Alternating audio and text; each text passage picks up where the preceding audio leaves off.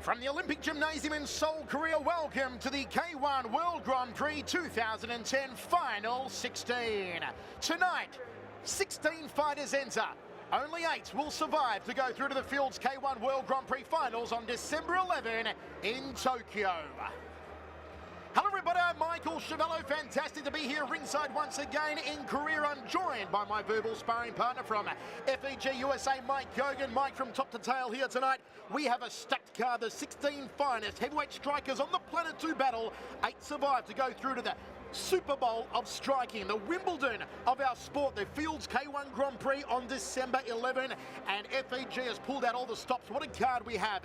It is being billed as old guard versus new generation.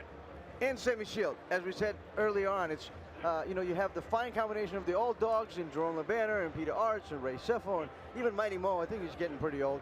And then you have all the young guys, and then you have Semi, who's kind of in the middle, in the age group of his own, and in a category of his own, going for possibly his 5th and record-breaking World GP title this year. He will indeed. If he claims the 5th title in December, Semi-Shield will become the all-time leading winner of the K1 Grand Prix. Let's take a look at tonight's fight card. First up, we've got a couple of super fights. The Fist, Khalid Daifaus from Team Golden Glory takes on the Bozkop, Jevad Potarak. Fight number 2, Sergei Karatanov is back for another roll of the dice under K1 rules.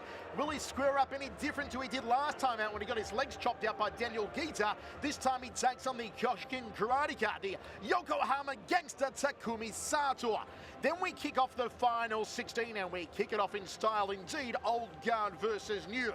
Sugar Ray Sefo of New Zealand, now based out of Team Extreme Couture in Las Vegas, comes in on only 5 days' notice as a last-minute replacement for Ruslan Karayev. He takes on the Ernesto Hoost-trained Tyrone Spong.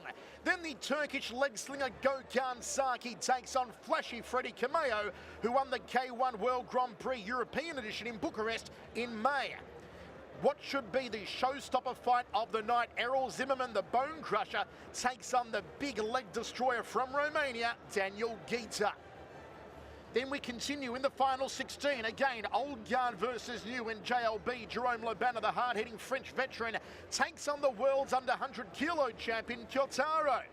Evidence Teixeira of Team Ichigeki Kyokushin from Brazil takes on the triple K1 world champion, the Dutch lumberjack Peter Ertz. Mighty Mo Saliga comes in on only 3 days' notice as a replacement for Andrei Arlovsky. We are told Arlovsky broke his nose in sparring, so Mighty Mo comes in against the little Romanian powerhouse Raul Cartinas. Semi-main event sees the defending K1 World Grand Prix champion, 6'11", 130 kilos, that is the high tower, Semi-Shield, take on the Dutch Egyptian Hesdy Gerges for the second time. Then, in the main event, the man they call the Ream, the man they call Ubereem, takes on Bangin' Benny Edwards, the governor from Australia.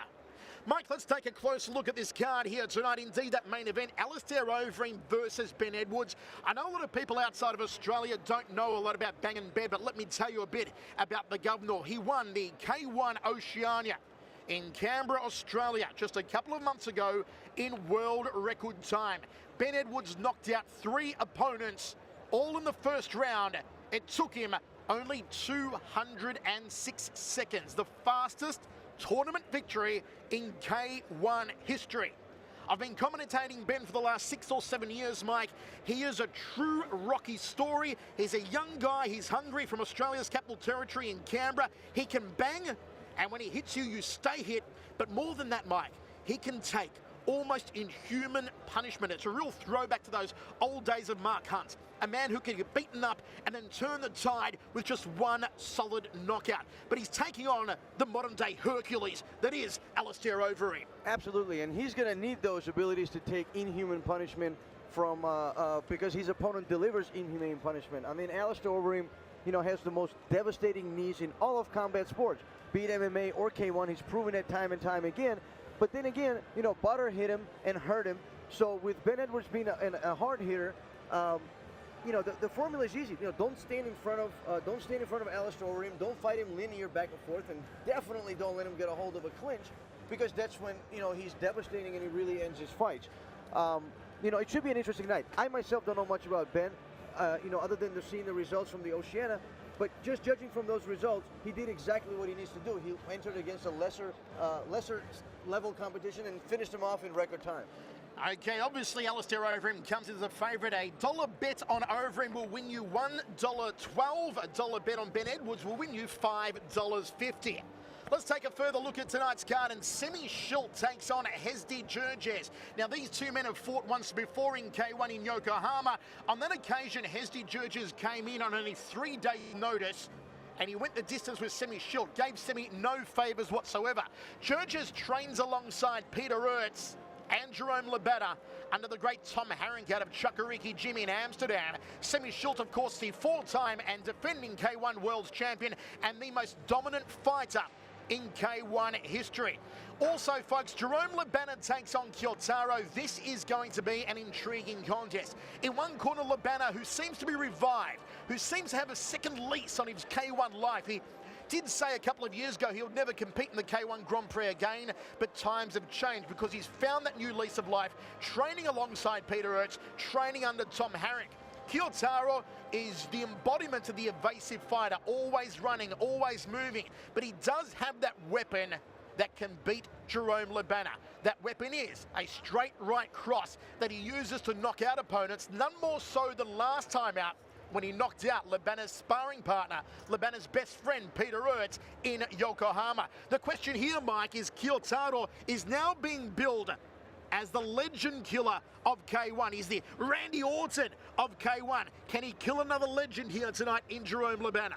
Well, that might be a little premature to say, and I'm not taking anything away from Kyotaro. He had a phenomenal performance against Peter Arch, but Peter Arch was 100 kilos, which he hasn't been in probably the last 7-8 years. So it was a different Peter Arch, it was a different fight.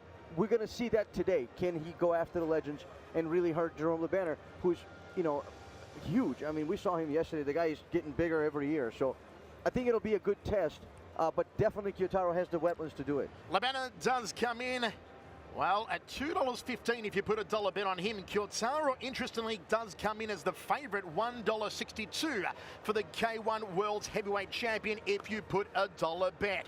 Let's take a further look at this card, and we do have Ray Sefo versus Tyrone Spong. Once again, old guard versus new, and there is a story behind this one. Ruslan Karayev was scheduled to face Tyrone Spong here in the final 16. Karayev is out. Sefo comes in on only a week's notice. And Tyrone Spong saying earlier on this week, well, I've won everything in the world when it comes to Muay Thai. Of course, Tyrone, one of those unique fighters, the only fighter in history to have won world Muay Thai titles, all the way, believe it or not, from super welterweight to heavyweight. He says the only thing left that I need on my resume is the K1 title, and it's the only belt I now need on my mantelpiece. And we know that Ray Sefo, along with Jerome Labata and Mike Bernardo, probably the greatest K1 fighter, Mike, to have never won the K1 World Grand Prix. Indeed, at 39 years old for Ray Sefo, this could be the last roll of the dice for Sugar Ray. I think it possibly could be, and you could see that in Ray. I mean, he seems really focused, and, you know, not that he was unfocused before, but really focused to fight this fight. But he believes he has all the tools, and I agree with him, to beat Tyrone Spong, who is, you know, definitely a game fighter. But Jerome Labata showed it last year. If you cut the ring, you take away his speed, and you bang with him on the inside, you could win against Tyrone Spong, and that's what Ray's planning on doing. And apparently the word from Team Extreme Couture, where Ray has been sparring and working out with Gil Martinez, the boxing trainer, and his cornerman here tonight, Bryce Rotani-Co, telling me that Ray in training lately has rediscovered, refound that awesome knockout power that used to be his trademark early in the career when he was knocking out the likes of Jerome Labata, shattering Jerome's jaw in 4 places. Bryce telling me earlier today, Mikey, Ray has refound that power in sparring, which makes it a very, very scary opponent for Tyrone Spong, who maybe doesn't have the strongest of jaws. Exactly, and I was going to say, well, his jaw is questionable, but also his weight is not a natural heavyweight, so all of those things are in Ray's favor. We're going to see what happens. Another fight I'm really looking forward to here tonight. Errol Zimmerman takes on Daniel Geeta. As I said earlier, this could be the showstopper of the night. Errol Zimmerman, the bone crusher from Team Golden Glory. Geeta, we all know, one of the hardest leg kickers in the world of combat sports. For me, Mike, this is a real toss-up. I know most people are favouring Zimmerman in the fight, but even the bookmakers have it close. A $1 bet gets you $1.80 for Zimmerman to win. A $1 bet gets you $1.90 for Geeta. So the bookmakers can't even really decide. Will it be the legs of Geeta? Will it be those powerful cannonballs in the hands of Errol Zimmerman? as the opening ceremony is getting ready to kick off. And folks, also on this card, of course, we are going to see Everton Teixeira take on the Triple K1 World's Champion, Peter Ertz. Again, another clash of style and a little bit of smack talk at yesterday's press conference. Peter Ertz getting up in front of everyone and saying, tomorrow, I am going to teach you, karateka, what kickboxing is all about. Everton, who is very soft-spoken, very respectful, then got up and said, you know what, Peter, I'm going to leave it all in the ring. I'm going to do my talking in the ring tomorrow night. Certainly it's going to be the hands of Peter Ertz and the big slinging leg kicks, but you all know what a great counterfighter Everton Teixeira is. Teixeira looking to make the Grand Prix for the third time. Peter Ertz, who has been in every Grand Prix since it started in 1993, except last year's edition. Folks, sit back. Strap yourselves in, because we are ready to rock it live as only K1 can. The K1 World Grand Prix 2010 Final 16 from Seoul, Korea is alive and happening.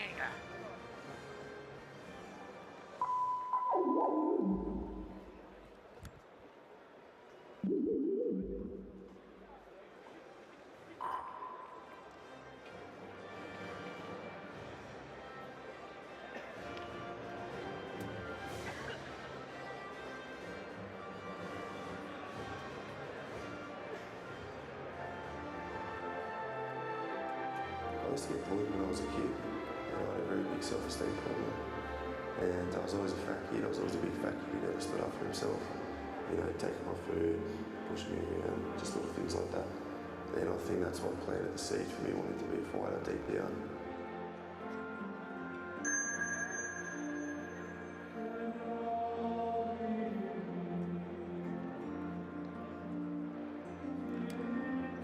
누구를 위해 싸우는가? 무엇을 위해 싸우는가?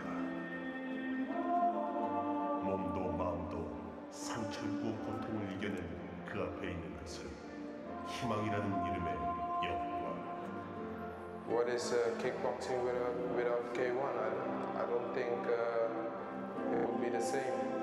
In my whole fighting career, I won everything that I could have won. So the only thing left is the K1 title. So I'm looking forward to win a K1 title.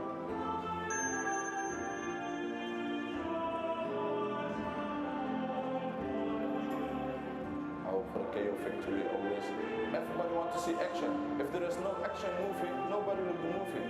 Come on, fight. Give everything what you have. That's what the people want to see, and that I want to give to the people.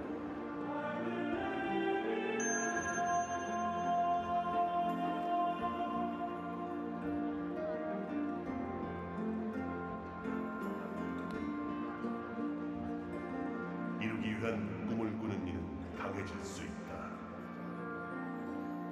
まあ引退させるというか、もうその年が年なんで、もう引退した方がね、楽なんじゃないかと思いますし、僕なんて絶対38までやらないと思うんで、もうゆっくりしてもいいんじゃないかと、そろそろ、体に良くないんじゃないかと思いますけど。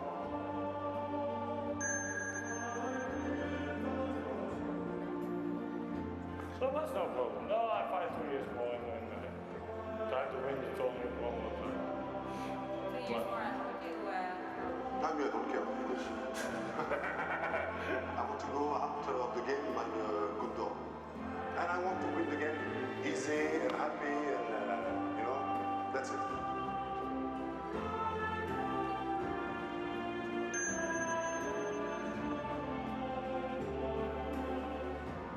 Assim, os praticantes do Kyokushin estão esperando há bastante tempo um praticante do Kyokushin ser campeão do K1. Então eu quero trazer esse título para o Kyokushin.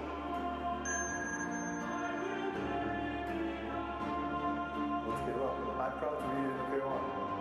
And I got the opportunity to fight in the biggest platform of the world. To be remembered as a great champion.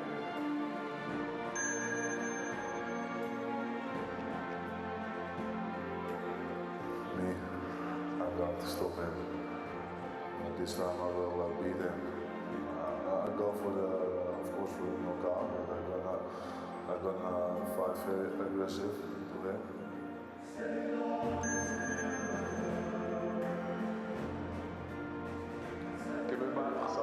Ça fait gagner beaucoup d'argent et ça permet à notre famille de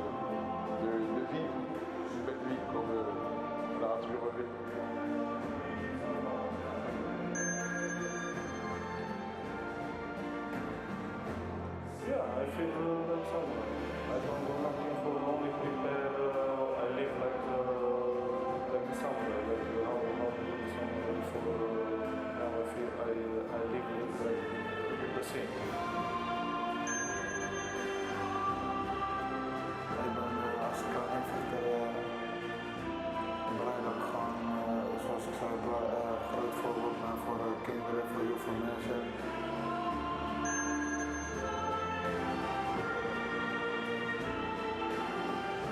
K1 is the best strikes in the world. I want to win the K1 Grand Prix title. I just want to be the best. I want to be the best of the best.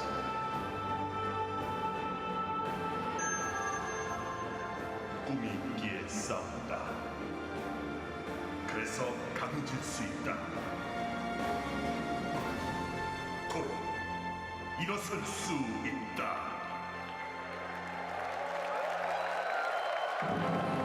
It is only as K1 can do the pomp, the pageantry, the live musicians and the live choir.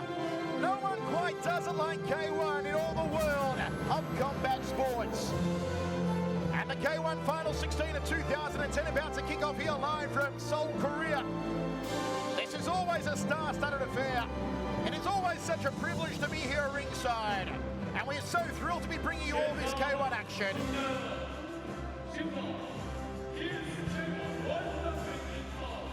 You cannot believe the atmosphere, especially out the back earlier. The nerves, the tension.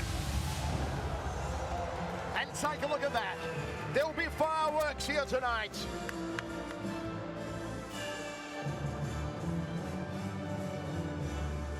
You've got to wonder what's going through the minds of the old guard here, like Ray Sefo, Jerome Labana, Peter Ernst. Can they still hang and bang with the young guys like Kyotaro and Hesdy Georges and Evident Teixeira? This is always the night where we separate the men from the boys. And there he is, Tyrone Spong, who gave up training with Lucian Carbine late last year. He's now under the tutelage of the four-time K1 champion, Ernesto Hoost. He's back. Sugar Ray Sefo, representing New Zealand, training out of Team Extreme Couture. I know all the gang are watching in Las Vegas. What a fight this will be. Sefo versus Spong.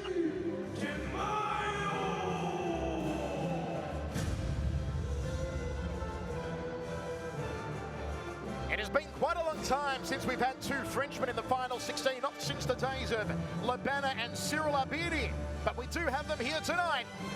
It's not Abidi anymore, it's this man, Freddie Cameo. Cameo who won the K1 World Grand Prix European Edition in Bucharest in fine fashion in May.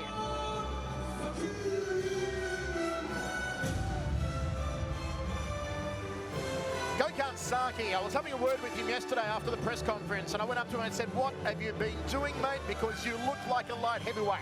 I have never seen Saki so lean and so ripped as he's going to come in here tonight.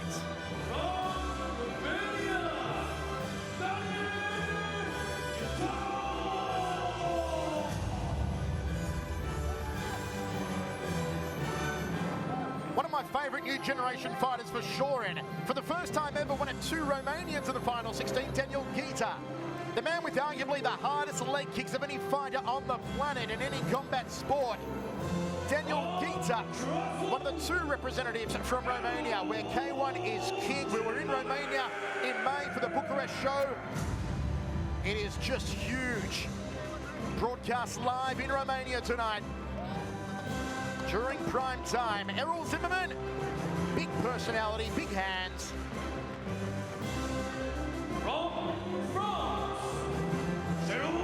Zimmerman was always just oozing confidence at yesterday's press conference. He really is a character, Errol. And listen to that ovation. Arguably the most popular fighter in K1 history. JLB Jerome Labana, the human refrigerator, the battling cyborg, is here for one more roll of the dice. And he has been in good spirits. Usually, Labana can be a bit of a grump on the circuit, but there seems to be a whole new wave of enthusiasm with Jerome since he started training with Tom Harris. The upset king, the world's heavyweight champion Kyoutaro. Last time out he knocked out Peter Ertz. He beats Labana here tonight, and he qualifies for the K1 World Grand Prix Finals for the very first time.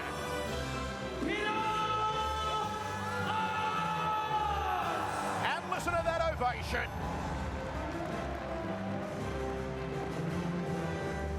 I cannot sing the praises highly enough of a human being like Peter Ertz.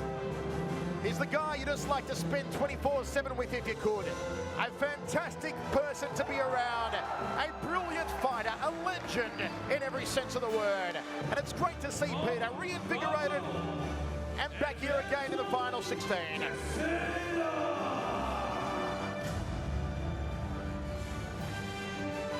Evident Teixeira has been criticised as being a boring fighter, but he is an effective fighter. He's only ever lost 2 fights in his K1 career. He's qualified for the K1 Grand Prix twice. He's a winner of the K1 World Grand Prix Japanese edition.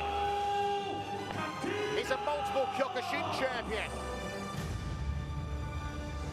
Raul Cardenas has had to adjust his game plan. Originally, he was scheduled to face Andrei Arlovski here tonight. The powerful pitbull from Romania now takes on the hulking American Samoan Mighty Mo. What is interesting about Mo is you're going to see a slimmer Mo here tonight, even though he comes in on only 3 days' notice. Mo has lost a lot of weight. I'm told he's lost 50 pounds. So we'll see how that augurs for the mobility of Mo here tonight.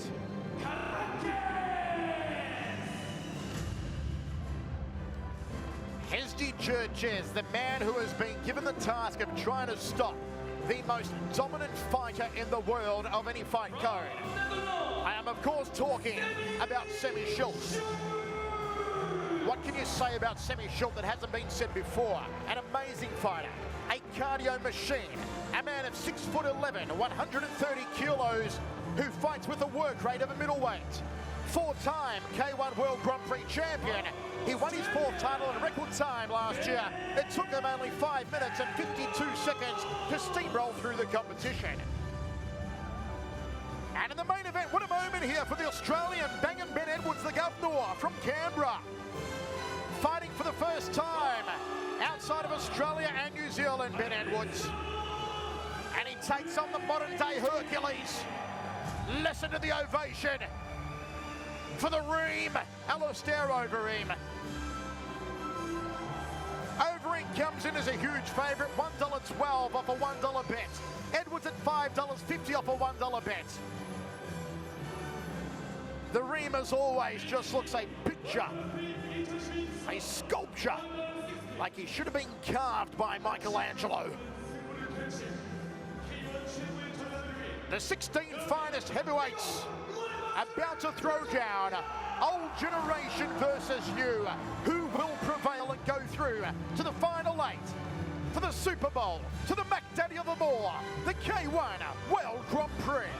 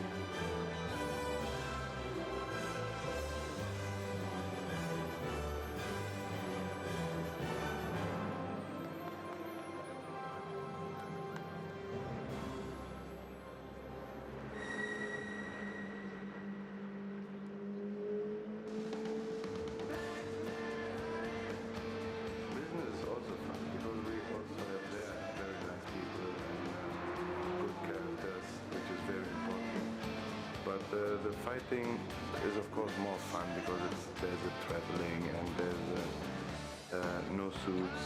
You know, you can run around in a tracksuit every day, and fighting is definitely more fun than business. 강철 주먹, 하리드 디 파우스트. 격투기는 취미라고 공언한다. 이 싸우는 비즈니스맨은 다양한 사업 경영을 하며 바쁜 일상을 보내는 한편 2006년엔 K1 월드 GP에서 베스트 8에 들어가는 실력으로 세계에서도 탑 클래스. 그 처의 주먹으로 많은 KO를 쌓아왔다.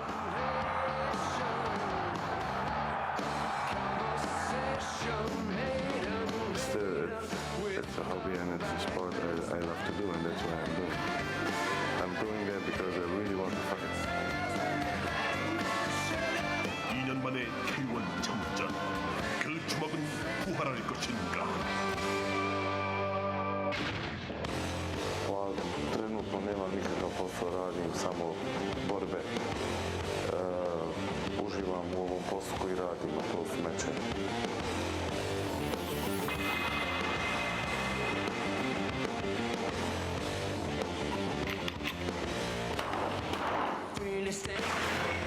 보스니안 스나이퍼 자밭 포토라. 보스니아 헤르체코비나 분쟁이란 불행한 역사에서 살아남은 싸움의 프로페셔널. 파워 넘치는 타격으로 상대를 떨어뜨리는 것이야말로 그의 아이덴티티. Živio sam rat i u tom ratu sam trenirao jako naporno. Ovako, K1 meni znači sve jednostavno. To je mjesto gdje ja uživam, ja sam tu sretan, volim taj izazov. Jednostavno K1 me ispunjava.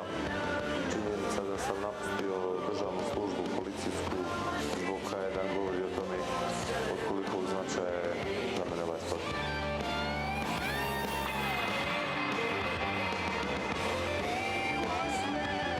두 개의 인생이 지금 교차한다.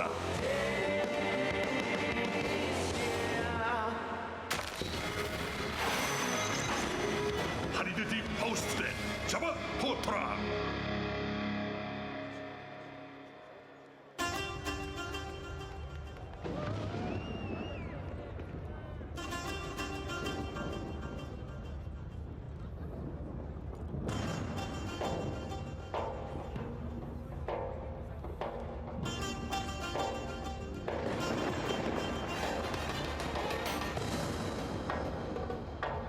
Blue corner from Bosnia, Java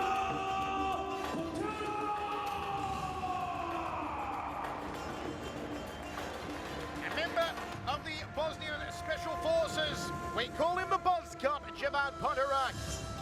Born in Sarajevo, the 33-year-old, 230 pounds, 6'1".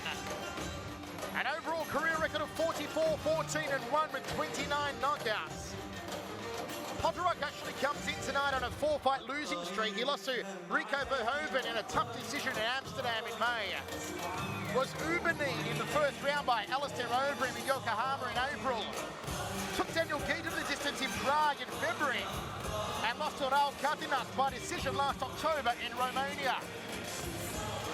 Former WKA European champion in decision Sinisa Pulyak in 2003 for the title. Had a highlight when he won the K1 Fighting Network Prime Championship in 2007, where he beat Roman Klebel, Dushko Basrak, and Daniel Yerling in one night. Potorak does hold wins over Daniel Geeta and Raul Katinas, both who he decisioned in 2008. It was a devastating knockout loss last time in K1, that knee from Overeem in the first round. But Potorak says he's fully recovered. He's shook off the demons of that big K1 event. And he's looking for victory here tonight. Receives a solid ovation, suitors at Javad Potorak.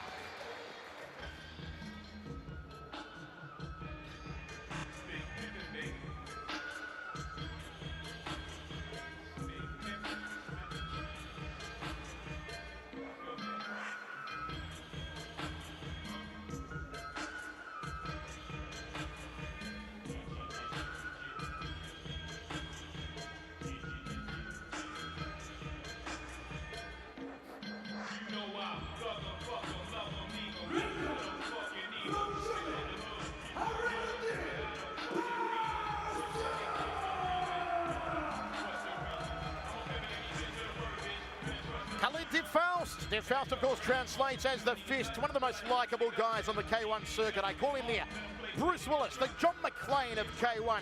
35-year-old, originally from Germany, 5'10 and a half, 210 pounds. Actually born in Cologne, Germany, on the banks of the Rhine River, of German-Moroccan descent. A self-made business millionaire. He doesn't need to fight for a living, actually competes in K1 just because he enjoys the challenge. Was a decorated amateur boxer, built a record of 34-3 with 31 knockouts as an amateur. Holds a 7-3 mixed martial arts record and an overall kickboxing record of 34-7 with a massive 27 knockouts. Khalid really made the world of K1 sit up and take notice in 2006 when he won the K1 USA tournament with a knockout of Gary Goodridge in the final. What a night that was. Good to see Khalid back.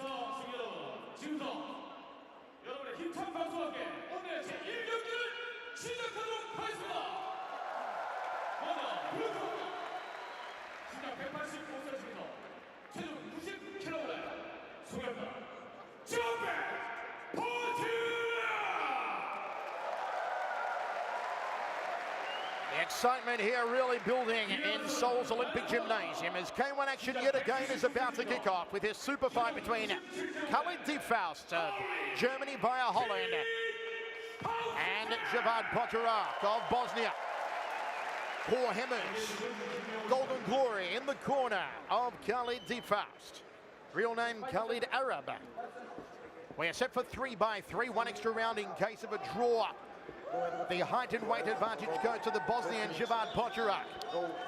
Khalid, a return of sorts here tonight. He comes in on a 4-fight losing streak, not having fought since 2008 in the final 16 here in Seoul when he put on a brilliant fight against Ruslan Karayev. Here we go, first round of action. Michael Chavello, Mike Kogan with you, and as we expected, Khalid opens up with his hands. Good jab outside thigh kick from Potorak. Nice round kick from Potorak, and Khalid returns the favour to the back leg. They've opened up at a good pace here, Mike. Yeah, which is what to expect from Khalid's fights. I mean, one thing, win or lose, the guy's going to put on an exciting fight. Oh, great hook over there, just missed Khalid. Not much of a feeling out process in Khalid's style. Potorak needs a win here. So too, for that matter, does Khalid. Both men riding 4-fight losing streaks. Potorak just collects him nicely, doubles up with that left hook and turns off counterclockwise. He's going to be careful, though, not to drift too much to his left here, Javad Potorak, or he'll run into that powerful right hand of Khalid. Potorak now just forcing Khalid against the ropes, and Khalid edging his way back to centering, momentarily switching to southpaw. I like the head movement of Khalid as he just gets on the inside and lands that left hook. He's always had good head movement from his boxing days. Gets underneath, weaving under the hook. Catch and counter there from Khalid. Potorak takes the first big breath. I hope the Bosnian doesn't gas out here.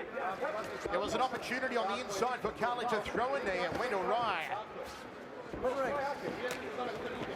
You see him forcing Von Skop against the ropes, and now Potorak drifts back to centering, reverses it. A lot of hands being exchanged here. We've got 1 minute 20 remaining in the first. Khalid seems to be the more relaxed of the two fighters. Potorak is kind of, I think he's a little too stiff, and that's affecting his striking. Inside thigh kick from Khalid, misses the target, checks the low kick. Potorak looked to circle off to his right again. He saw the right hand chambered of Khalid and now chooses to lock him up. Under a minute remaining in the first round. Busy round for both men, but I do give the upper hand so far to Khalid Arab. Overhand right from Khalid. He telegraphed that one. Launches the left hook, misses the target.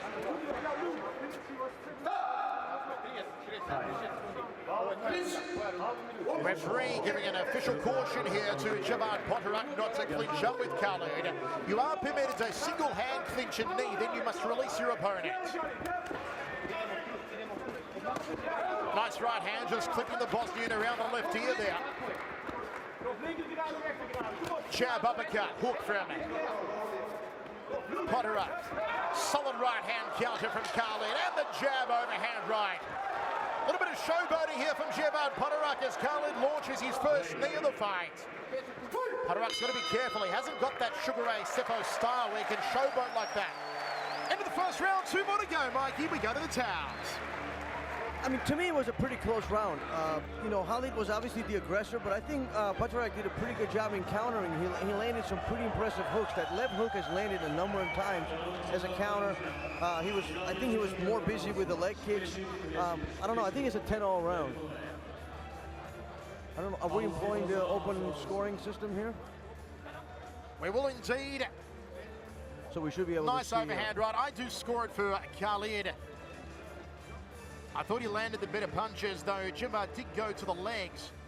Traditionally in Muay Thai, folks, knees will score higher than kicks. Kicks will score higher than punches. Not the same hierarchy here, however, in K1. So don't be led to thinking that just because someone lands more kicks, that they're going to get the upper hand over someone who lands the more shots overall.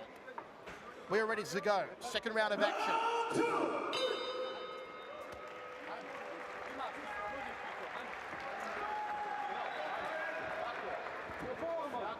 Looking for that inside leg kick twice there, Khalid. Who will throw down first? And there's the inside leg kick. He checks the low kick from Podorak.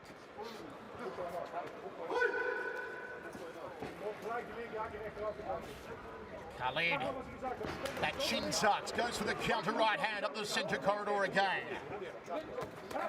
Nice counter right once more from Khalid. There is some blood coming from the Moroccan German's nose as he threads the overhand right and misses and takes a thumping outside thigh kick. Checks the low kick, shin on shin. Podorak unloading on him now, double right hand. Goes to the liver and Khalid calls him on in the neutral corner. Says, come on, Bozkop, you've got to do better than that fella.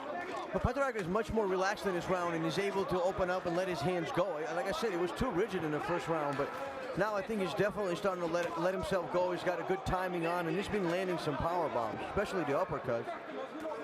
Podorak showing some of the power he does have in his hands. We didn't get to see any signs of it last time against Alistair Overeem. We are seeing it here tonight. A real towel down the bloodied up top lip here and the nose of the Khalid Faust. Good round so far, this one from Javad Podorak.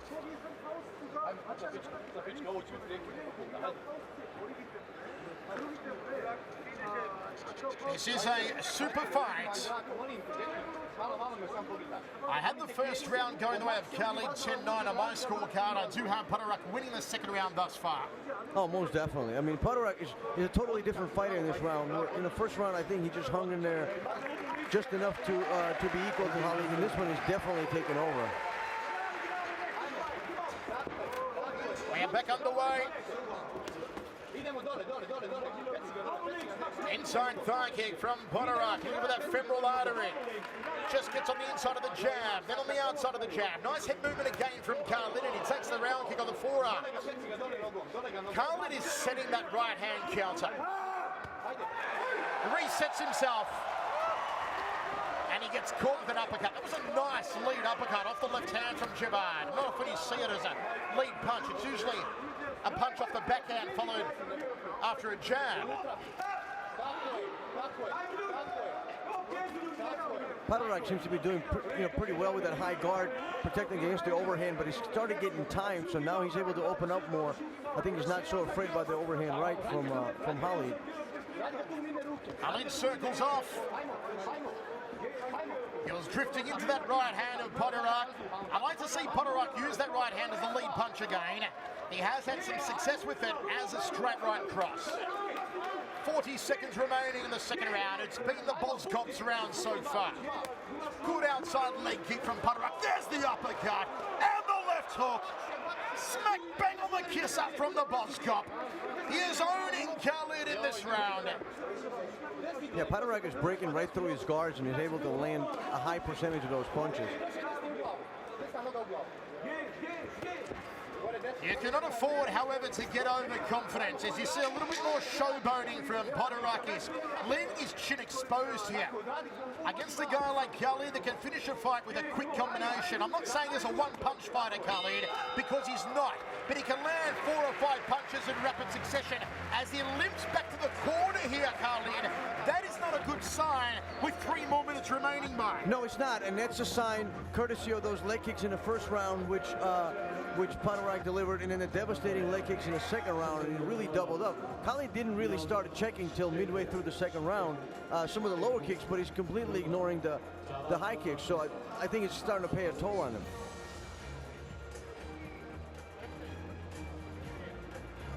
I mean, you're just seeing a total domination here by Paderak in the second round. He's totally opened up. He's a completely different fighter, and I think he's doing exactly what he needs to do here. Even though this is a super fight, I strongly believe that the winners or the more impressive fighters of the super fights might be invited as the alternates for the Final 8, because Final 8 is a tournament. So Paderak is definitely earning himself a ticket to Tokyo for the final, for the World GP final. We have 2 super fights on tonight's card. Next up will be Sergei Karatanov taking on the Yokohama gangster Takumi Sato, and what should be a thrilling contest.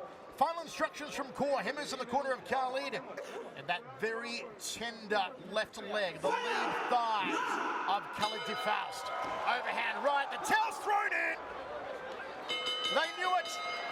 They sent him out for one last shot. They just didn't want the leg of Khalid to take any more punishment. His return after a 2-year absence was not what Khalid hoped for. And indeed, Mike, I've got to say, a slower start for Gerard Paderak in the first round. He went back to his corner. The corner re-instructed him, re-strategized. He absolutely dominated the second round. And this is the Paderak we hoped we would see in K1. It's come to fruition here tonight for Boskop. Absolutely, and a perfect fight for Paderak. You know, he's coming off of 4 losses. Khalid's coming off 4 losses. He puts on a dominant performance, a very strategic fight. You know, I think he was more of a cautious in the first round. You know, afraid of the overhand right, not wanting to expose himself, tenderizing the front leg, slowing down Khalid, opened up in the second round, and props to him for a great, great victory here. Khalid did pretty well for not being in the K1 ring for over 2 years, but, you know, obviously he came up short. That's how the round started. One last salvo from Khalid, an overhand right, and they threw in the towel out of his corner. Gerard Paderak, some action there from the second round. You see the beautiful tipping liver shot, just tucking it under the elbow of Khalid, hammering Khalid in the neutral corner. There's a nice shot of the liver, from the left hand to the liver. And that was just dominance all throughout the second stanza from Boskop. Brilliant performance. He will get a ticket to Tokyo on December 11, maybe in a reserve fight, at least in a super fight. He does deserve to be there. Fantastic applause from this building crowd here in Seoul for Gerard Paderak. And coming up next, Sergei Karatanov takes on Takumi Sato. 타쿠미. 일본의 기대주 내추럴 헤비급 파이터 사토가 드디어 잡게 된 빅 찬스. 세계의 얼굴을 상대로 멋지게 손에 넣을 수 있을까? やっぱハリトーノ選手の気持ちが強いんで、自分も最後まで気持ち折れないで戦おうと思ってます。 세계 1200만의 문화상을 가지고 있는 극진 가라테. 그 극진이 낳은 강한 정신과 강한 신체는 하리토노프라고도 말할 수 있다. 自分みたいのが極真会館を少なからずも背負っていると思うんですけど、韓国の皆さんが極真空手やってるんだって胸張って言えるような試合を自分が極真の選手としてやりたいです。 사토 타쿠미. 세계를 향한 날갯짓의 첫걸음이 될 것입니까? 아니면 K1 파이터가 된 하리토노프가 잔혹하리만큼 이것을 파괴할 것입니까?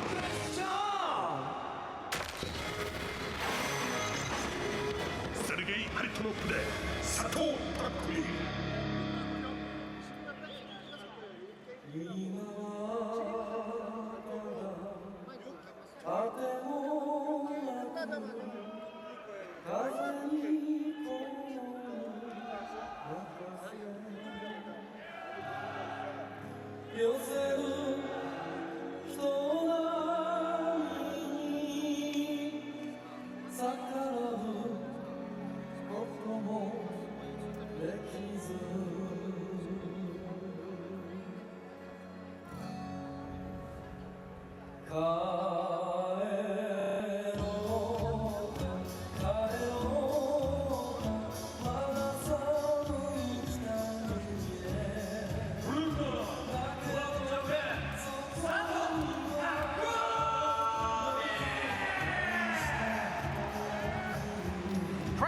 ovation for the Yokohama gangster Takumi Sato. Kyokushin karate, the most popular form of karate in the world, and it is huge.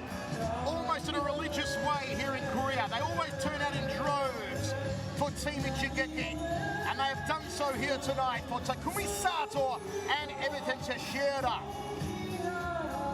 With Jason Supercharged Momoa, Mauricio da Silva, and Five Fulamu in the corner. The 26-year-old, 6'2", 238 pounds. A big unit for a Japanese fighter, Takumi Sato. 5-4 in K1, 2 knockouts. Comes in off back-to-back losses to Sergei Lashenko by decision in March and Tae Kim by decision in August. The thing that concerns me about Sato is that even though his leg kicks are phenomenal, as all Kyokushin karateka are, he tends to over-rely on his newly found boxing skills. He cannot do that here tonight against Sergei Lashenko. The key to defeating Sergei is, as Daniel Kita showed last year, attack and brutalise the legs of Karatano. So it will be interesting to see what sort of game plan Takumi Sato is going to bring in. Five Fulamu in his corner, his main trainer, is a former Commonwealth Games boxer, a former winner of the Muhammad Ali Cup and a former Golden Gloves champion. He's also, for that matter, Ray Siffel's cousin. Over the top ropes goes Takumi Sato, wearing his full gi here tonight. The Yokohama gangster.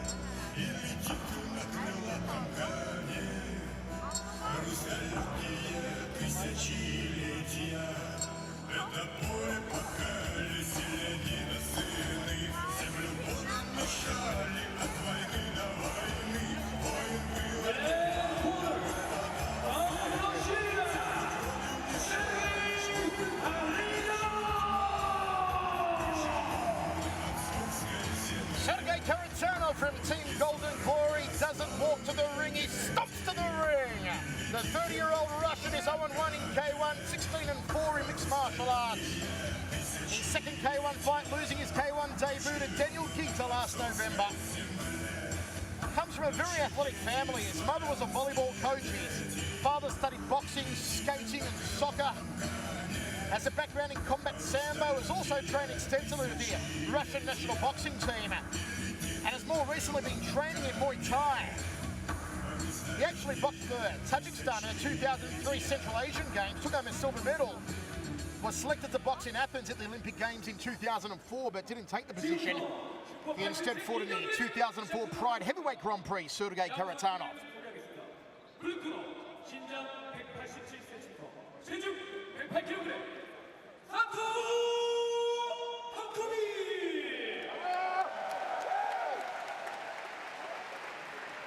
이에 맞서는 레드코너 신장 194cm, 체중 109.8kg,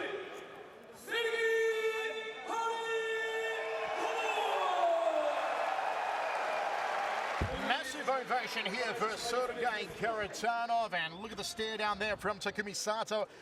This is a must-win fight for both these men, but more so for Takumi Sato. As I said, 5-4 in K1. He has never really found any consistency when very early on in his career he was touted to be the next big thing to emerge in the Japanese heavyweights. It is time here tonight for Takumi Sato to live up to those expectations. It is time also for Karatanov to show he deserves to be in the stand-up game. Michael Chavello, Mike Gogan with you. Leg check there, off the leg kicks early, which is a good sign from Takumi Sato. Well, from Haritonov, actually. I was getting ready to say, hopefully the only really true improvement that Haritonov needed was the leg check. I mean, checking leg kicks. You know, his boxing is definitely up to par to stand with the best of them, but it was the leg kicks of Gita that really brought him down, and so far he's showing a pretty good sign of that. Counter right hand there from Sato, nice jab, he sticks it to the jawline, and again finds the leg up. Clinch and knee from Sato, just warning though, no double-handed clinching allowed. Single-handed clinch and one knee, then release. Stiff jab from both men, but it was Sato who drew the short straw. Good strategy from Haritonov so far. He's fighting on the inside, trying to eliminate those leg kicks and really get in there and do some damage to the body. You saw the catch and sweep. That is a Muay Thai technique from Haritonov. It will not score under K1 rules, but it does mean psychologically that Sato has to pick himself up off the canvas. Just no power there in the Mawashigiri. The round kick of Sato. Once again, Haritonov thumps into the nose. It's a good start so far from Sergey. Jab 2 body shot, taking away to the liver section off the left hand. Awesome shot. I mean, awesome start for Haritonov. I think we're seeing a completely different Haritonov here. And this is the mistake that I said Sato has been making. Why is he standing and trading punches with Haritonov? It is so frustrating. There is no power behind these kicks here of Takumi Sato. Little shoulder nudge there, and he fires to get the right hand off, but he missed the target. And again, he allows Haritonov on the inside. He allows Haritonov into boxing range. These are just cardinal mistakes from Takumi Sato. During which Haritonov is doing the most of the damage. I mean, he's well blocking his body. None of those knees were landing, and yet he's the one. Look at this. Haritonov absolutely tagging and owning Sato in the boxing stance. I cannot believe the corner is not telling Sato to back up and be at leg range. He's on rubber legs now. Can Haritonov drop the gangster down? He goes! And listen to that ovation! Takumi Sato on rubber legs! A foolish game plan has been exposed. I mean, you said it. There's nothing else to say. You know, Haritonov's game plan would have been to stay on the inside and box with Sato, and Sato allowed him to do that, and now he's just standing there taking unnecessary punishment. High knee! That's good night, Irene! Welcome to K1 officially, Sergey Haritonov, you freaking monster! Sergey Haritonov definitely, I mean, you know, Sato is not your top level fighter, but this is Sergey Haritonov's second ever K1 fight, and I think we've seen a completely revived and re-energized Sergey Haritonov. I mean, this is a totally different guy. He was in Thailand at the new Golden Glory gym, training there hard with Cor Hammonds and the other training partners. I think it's phenomenal. Mike, if I had hair, I'd pull it out. If you had hair, I'd pull out your hair. How frustrating is Sato? I called it when he was walking to the ring. Why does he not rely on his chop-thumping leg kicks? Why does he choose to stand and trade with boxers?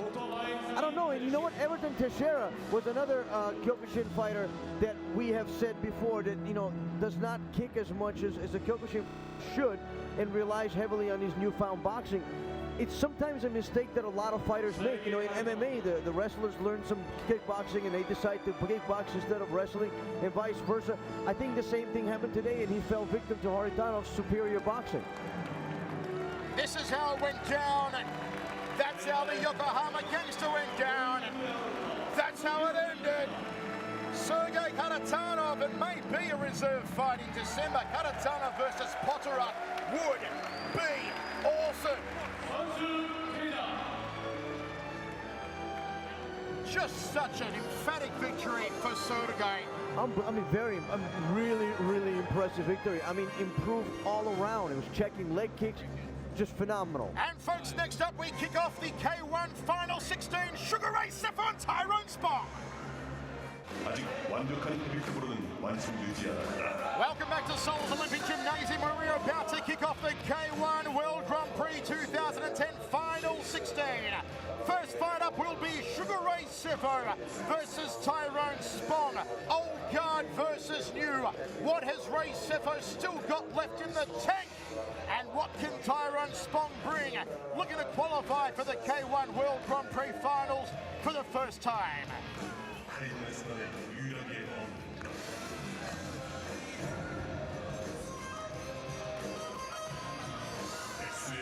세계 제일 강한 분 지금 연다.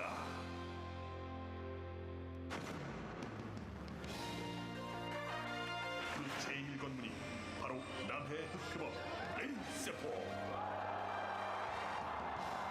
K1 창세기부터 활약하는 전설 중 한 사람. 필살적인 부메랑 공으로 수많은 강호들을 매트에 쓰러뜨리고 시대를 이끌어왔다. 지금까지 쌓아올린 포파이터의 자리를 쉽게 양보할 생각은 없다. Well, there's only one thing that's going to happen. Either he's going to win or I'm going to win. It's plain and simple. 흑표범이 맹세한 왕조로의 라스틴 로드. 백수의 왕에겐 주지 않는다.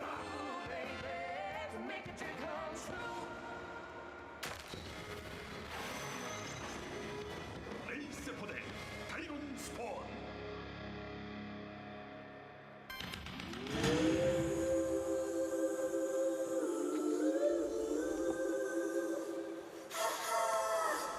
DJ Whitehouse.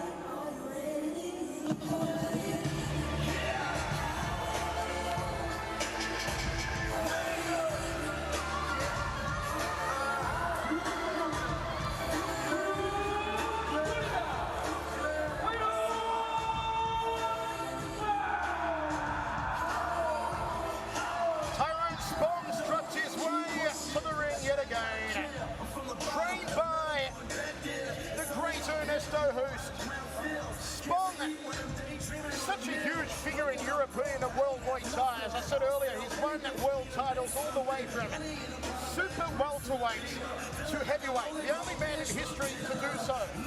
But the one title he has not had on his mantelpiece yet, the one he really wants on his resume, is that of K1, a World Grand Prix champion. Does he have the weight to do it? Does he have the chin to do it? It'll be tested here tonight against Ray Sefo.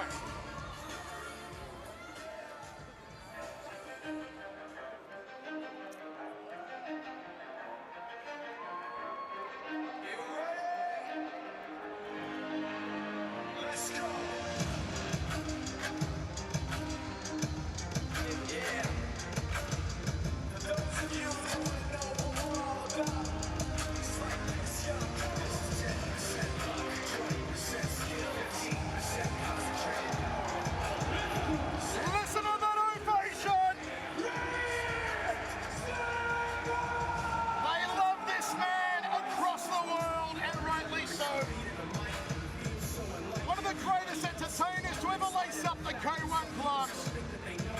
And he's back for one more roll of the dice. Sugar Ray Sefo with Bryce returning cold. Jason Balboa in the corner. He's looking relaxed here, Sugar Ray. Comes in on only a week's notice, a last-minute replacement for Ruslan Karayev. Didn't have much time to prepare, but he knows what a huge opportunity this is. There are rematches he wants in K1, none more so than Semi Schultz. He said to me yesterday, I get past Tyrone here tonight. I go to the Grand Prix on December 11. I'm picking Semi Schultz to fight first up. He was the first man to ever knock down Semi Schultz in the K1. Can he be the man to catch, corner, and claw Tyrone Spong here tonight? Extreme couture all over him. Gil Martinez has been working in retreat. So too Jake Bonacci and all the team. They're looking on live from Las Vegas here tonight.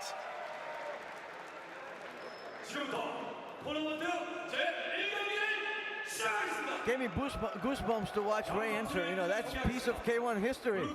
Same with GLB and Peter Arts and all the others. 체중 89kg 타이거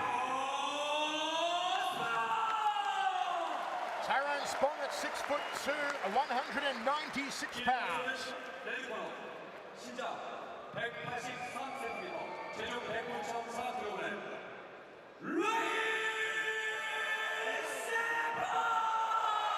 Massive ovation for the big pimpin' Sugar Ray Seffel, 6 foot even, 241 pounds of Sugar Ray. This should be an intriguing contest. It'll be a matter of the power in the hands of Ray Seffel, one of the greatest knockout artists in K1 history. The work rate, the sublime combinations and the footwork of Tyrone Spong. 3 by 3 minute rounds, 2 extra rounds in case of a draw. 3 judges scoring ringside, and Ray Seffel, for only 1 week's notice, looks in pretty good physical condition. He's got the abs happening here tonight. Ray Seffel looks phenomenal conditioning. I mean, we're talking, I can see almost 4 abs. I mean, that's huge for Ray. I think he's in phenomenal shape.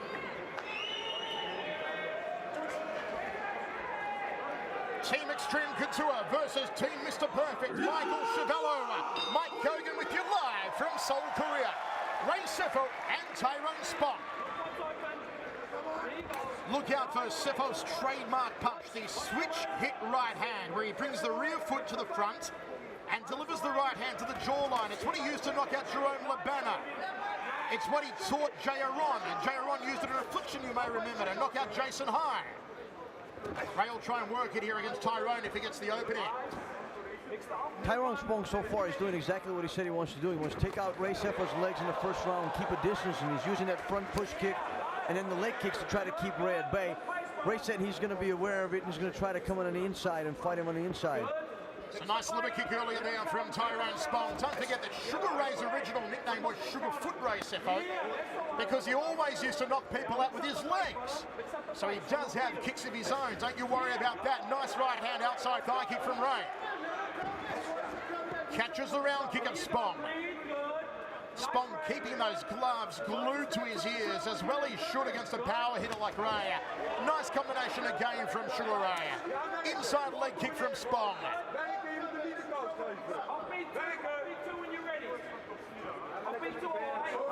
A lot of instructions coming from Ernesto Hoost. Good teep kick. Foot in mouth there from Tyrone Spong. And you see Ray just stepping with him. Nice, quick left hand.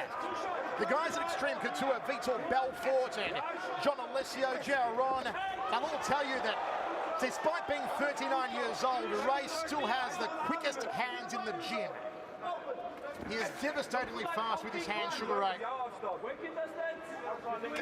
Spong is just excellence of execution all round. A beautiful specimen of Muay Thai to watch.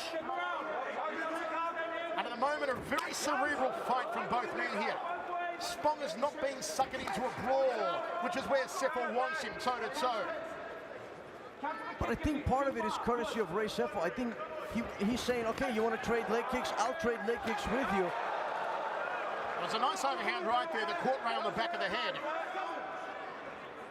If Ray's going to step through with that right hand, he has to commit to it. Good outside thigh kick from Ray. 35 seconds on the clock here, and the first round set for 3. The winner of this one becomes the first man through, the first ticket to the Final 8 on December 11 in Tokyo. Oh, left hook right hand from Seffel. First real power combination from Sugar Ray.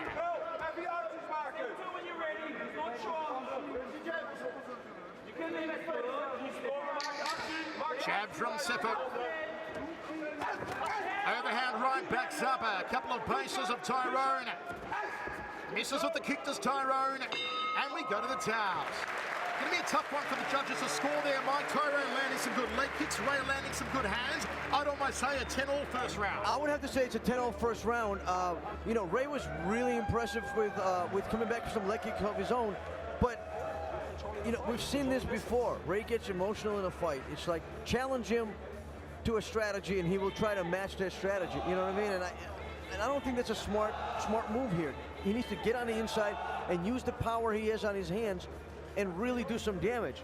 I'm hopefully he'll make the adjustment in the second round. He said Tyrone's going to eat a lot of my uppercuts, and I'm hoping that we're going to see that in the second round. But 10-all round, and 2 judges agree with us, and 1 judge gave the first round to Tyrone. So it's 9-10, and then 10-all on the other 2 judges. So Tyrone is slightly ahead, but definitely within the reach of Sefo. I think, like I said, Sefo is doing really well on the outside, but he could do so much better on the inside. Second round, still a long way to go here. Tyrone Spong on 1 judge's card. The other 2 judges, a 10-all draw. And it's time for Sefo to get the heavy artillery launched here. That step through right hand and that left hook. Tyrone opens up with the power kicks. Off the lead leg here. Sefo looking for a counter right hand. Takes that one on the tricep. 2-3-3 when you're ready. Tyrone Spong, who has had mixed results since making the move to super heavyweights. Good outside leg kick there from Sefo. Uppercut from Sefo. Needs to follow through with that left hook though. Jumping knee, and Sefo went for the counter overhand right. Again, caution, no double-handed clinch permitted. And there we saw some of the uppercut that Ray promised, and that's what he should do, is just get on the inside. There's no reason for him to be out taking the leg kicks, and Tyrone is pretty with his feet. I mean, he's kicking the back elbow of Ray to try to get him to tenderize that power arm. Fast techniques here from Tyrone, and Ray just gets a shot to the little raise. He'll get a moment to recuperate here, Sugar Ray Sefo. But he's okay. Spong looking fast, looking solid here in the second. Ray's got to start to open up now. He's got to start to bully Tyrone. Nice jab. Tyrone does have the reach. Ray's always had short arms. Nice, Uchiro Geri, turning back kick to the midsection from Ray. 3-punch combination, gets the leg checked. There you go, moving forward and cutting the ring. Moving forward and cutting the ring, taking away that speed. Now the warning, clinching, turning back kick from Ray. Counter right hand off the round kick of Tyrone. There's the uppercut from Ray. There's another one. That's what now he's starting to fight it. You can sniff, you can smell a little bit more power coming behind the leather of Sugar Ray Sefo. 1 minute 5 remaining in the second round. Uppercut.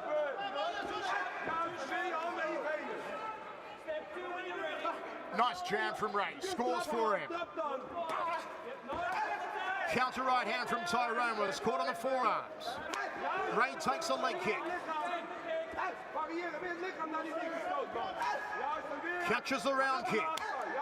Takes another leg kick. He's got to start checking those. Went to the well 1 time too many with that turning back kick though. Sefo checks the inside leg kick. He's got to count with his hands, but he's got a combo work here, Ray. He gets tagged with a knee upstairs. This is solid stuff now from Tyrone, Mike. This is Tyrone taking over the fight, which is what he said he was going to do. Keep him on the outside and tenderize his legs, take away the power. He's done that systematically through the first round with devastating leg kicks, and now he's starting to open up. He's going to the body, he's going to the head. Ray trying to sucker Tyrone to stand toe-to-toe with him. Tyrone catches the kicking leg, end of the round. That was a very good final minute of the round for Tyrone Spong. It reminded me a lot, Mike, of the style of his coach, Ernesto Hoost. Exactly. I mean, you just saw, like, you know, Ernesto Hoost Jr. in that ring. Leg kicks, leg kicks, leg kicks, starting to open up, but he's also systematically kicked the back hand, the power hand of Ray Sefo to try to get him to keep it there and keep it in check and tenderizing, and it's starting to pay dividend. As you saw towards the end of the second round, Tyrone really started to open up with some body shots and some uppercuts of his own, coming in with some devastating leg kicks to both legs, really slowing Ray down. Ray knew this going in, but yet still chooses to stay out on the range, within the range of the leg kicks. Really needs to step it up in the third round, cut off the ring, get Tyrone against the ropes, and do a little bit of that dirty boxing, get some of those uppercuts and some power shots in. If Ray stays on the distance that he was at in the second round, this fight is Tyrone's to take. Here we go, third and final round. It seems to be all for Sefo to do now. He's got to come out, and he's got to come out smoking. The view if you're a bird.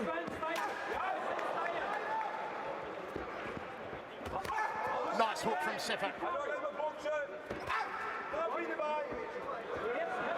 You can hear Tyrone grunting. In martial arts, they call it a ki behind every shot he throws. It's also to put emphasis on it for the judges here. Uppercut from Sefo. Oh, nice double right hand from Spong, and Sefo takes the shots. High knee from Tyrone, and Sefo says, yes, you caught me. Sefo is tiring here, but he's also still trying to get Tyrone into a slugfest with him. He's trying to open up Tyrone and get Tyrone overly confident. At the moment, though, Tyrone is a little bit too clever to fall for it, because you know Tyrone Spong has seen it all. Yes, and the strategy is not working, and Ray really needs to abandon it, because Tyrone is very disciplined, and Ray's not sucking him into anything but basically giving away this fight, because Tyrone is scoring huge with the judges here. It is speed, it is combination work from Tyrone Spong. Sefo hooking off both gloves, nice uppercut under the chin. Sefo is tired and his legs are gone. Counter right hand just clipped him on the ear. Half a round remaining. Time is now the enemy of Sugar Ray. I mean, Ray did take the fight on a week notice, so I mean, this is a pretty active fight to be in a third round, and Ray's still in it. He just really needs to stop standing at the... He's standing at range of at Tyrone. that range, and just allow Tyrone to pick him apart. Tyrone's starting to open up now with the hands, the body shots, because he feels more confident that Ray's gotten tired down. I know it's one of the things that really disappointed Ray, that he didn't get the call up 2 months ago and have adequate time to prepare for Tyrone. It is testament that he's going to grind it down to the final stages here, Ray Sefo, on only a few days' notice. Can he find an uppercut here? Can he find the left hook perhaps? There's the overhand right.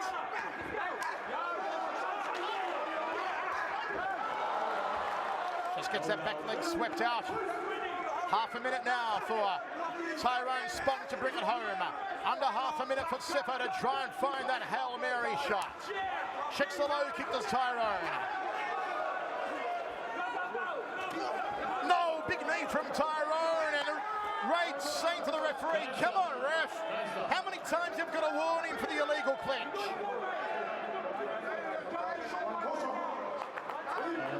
Another official caution. Sefo frustrated here. Big leg kick from Tyrone. Sefo tries for a spinning back fist. It's going to go down to the judges. And who will get the first ticket through to the final 8 in December in Tokyo? Great sportsmanship here. Five Falamoy, Jason Vermoa there in the corner of Sugar Ray Sefo, Bryce Ratani Co. There is a massive amount of respect for Tyrone, and certainly from Ernesto to Ray Sefo.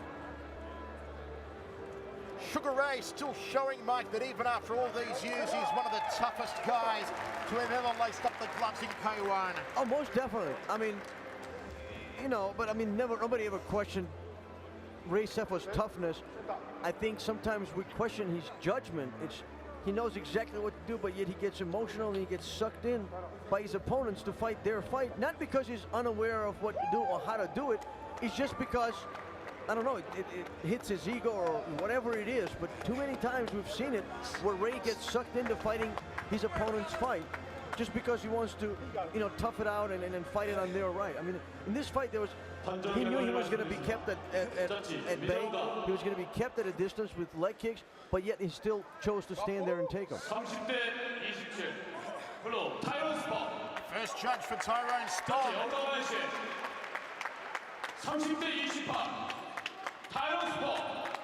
And there it is. Well done to Tyrone Spong. He qualifies for his first ever K1 World Grand Prix final. It was not to be for Sugar Ray.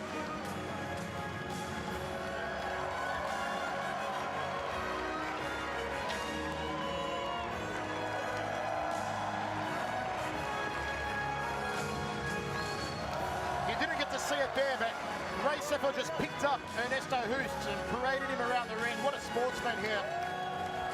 Ray giving big props to the all-time greatest Ernesto Hoost. And elation for Tyrone Spong. First ticket through as Sefo bows to the crowd here in Korea. A sad moment sentimentally for all of us Sefo fans who have grown up watching Sugar Ray dominate the K1 scene for many moons. In the first contest between the old guard and the new here tonight, it was the new generation who won out. Tyrone Spong in a very cerebral contest. As we said, he looked like a clone of Ernesto Hoost with the leg kicks, the liver shots, the precision of the hands, and it certainly prevailed here tonight for the ultra-impressive Tyrone Spong.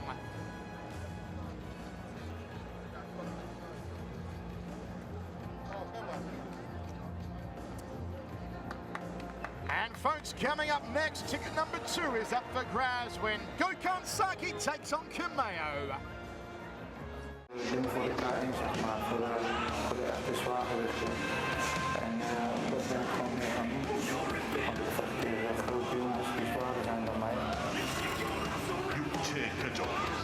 슈퍼헤비급의 줄선 K1에 있어 그 정점을 향한 벽은 바로 체격치. 당연히 우승을 노린다면 그 벽은 We're seeing a bit of the pre-fight hype video as we return here in Seoul, Korea, because we've got Gokhan Saki taking on flashy Freddie Kameo.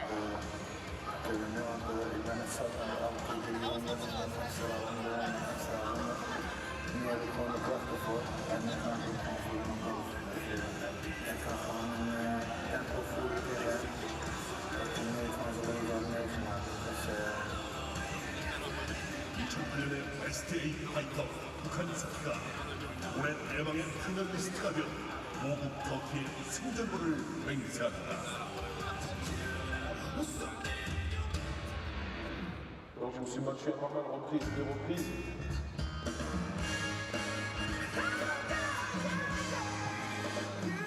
Donc les gens étaient tombés par 1, 2, 3, 4, 3, 5. Et moi ce qui m'a amené à faire du kickboxing, à la fin de la boxe, ça m'a amené des fois. 그 환경이 강인함을 낳는다. 프레디 케마이어는 어릴 적부터 싸워왔다. 프랑스의 검은 호랑나비로서 오랫동안 유럽에서 이름을 날려온 케마이어. 그러나 지금까지 수많은 세계 예선에 출전했지만 결과를 내지 못하고 파이널 16 출전을 한 걸음 앞에 두고 놓치고 말았다. Parce que je suis un grand enfant encore dans ma tête. Et c'est vrai que j'ai pas été très sérieux, notamment dans mes préparations de combat. Et depuis toutes ces années, je me disais que j'attends plus de tournois, j'attends juste un tournoi de qualification. Et pour les fois, je vais à fond dans l'entraînement, j'avais tous les chances de m'approcher. Et aujourd'hui, je suis un gars. 그리고 올해 5월 다시 태어난 케마이어는 루마니아에서 열린 K1 유럽 예선에 출전.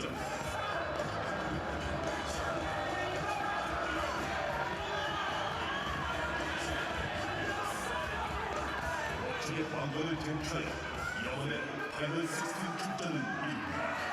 Parce que quand petit, ma mère me disait beaucoup, arrête les bagarres, c'est pas ça. Et je répondais à ma mère que le match, ça fait gagner beaucoup d'argent. Et ça permet à la famille de vivre une vie comme la plus bonne. Et ça fait encore ma mère d'avoir une très belle retraite. 싸움으로 보낸 승리의 시절. 고생한 어머니 때문에 케마이어의 선.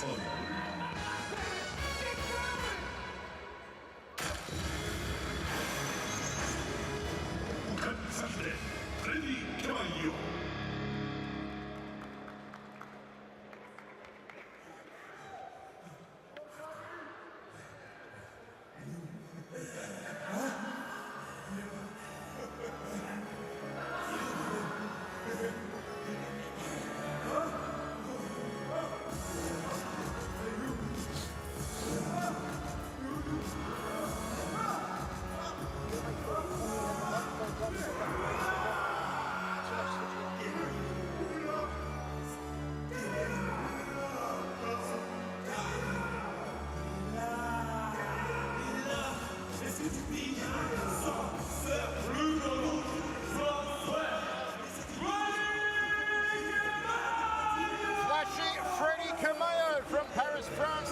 28-year-old makes his way to the ring. From Philippines, trained by Richard Rodi from the Falcon Gym. 6'1", 230 pounds, brings in an overall career record of 55, 16-1 with 45 knockouts. He qualified for the final 16 courtesy of a stunning win at the K1 European Grand Prix in Bucharest in May. Knocked out Sebastian Shabanu with a head kick in the final. His last fight was a first-round knockout of Peter Bondricek in June in Slovakia. Has got an impressive 8-1-1 in his last 10, including wins over Sergei Lashenko, Alexei Ignashov, and Stefan Leko. Looking to qualify for his first ever K1 World Grand Prix, Freddie Cameo, and he shaved the head in a bid to do so.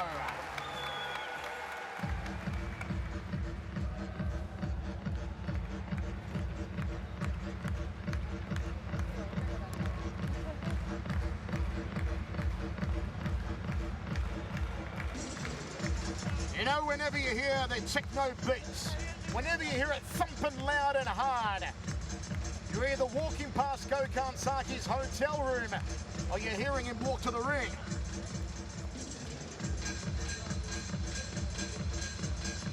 Where's a glow stick when you need it, Mike? And a podium. Well, the podium's right there. We're just short on glow sticks.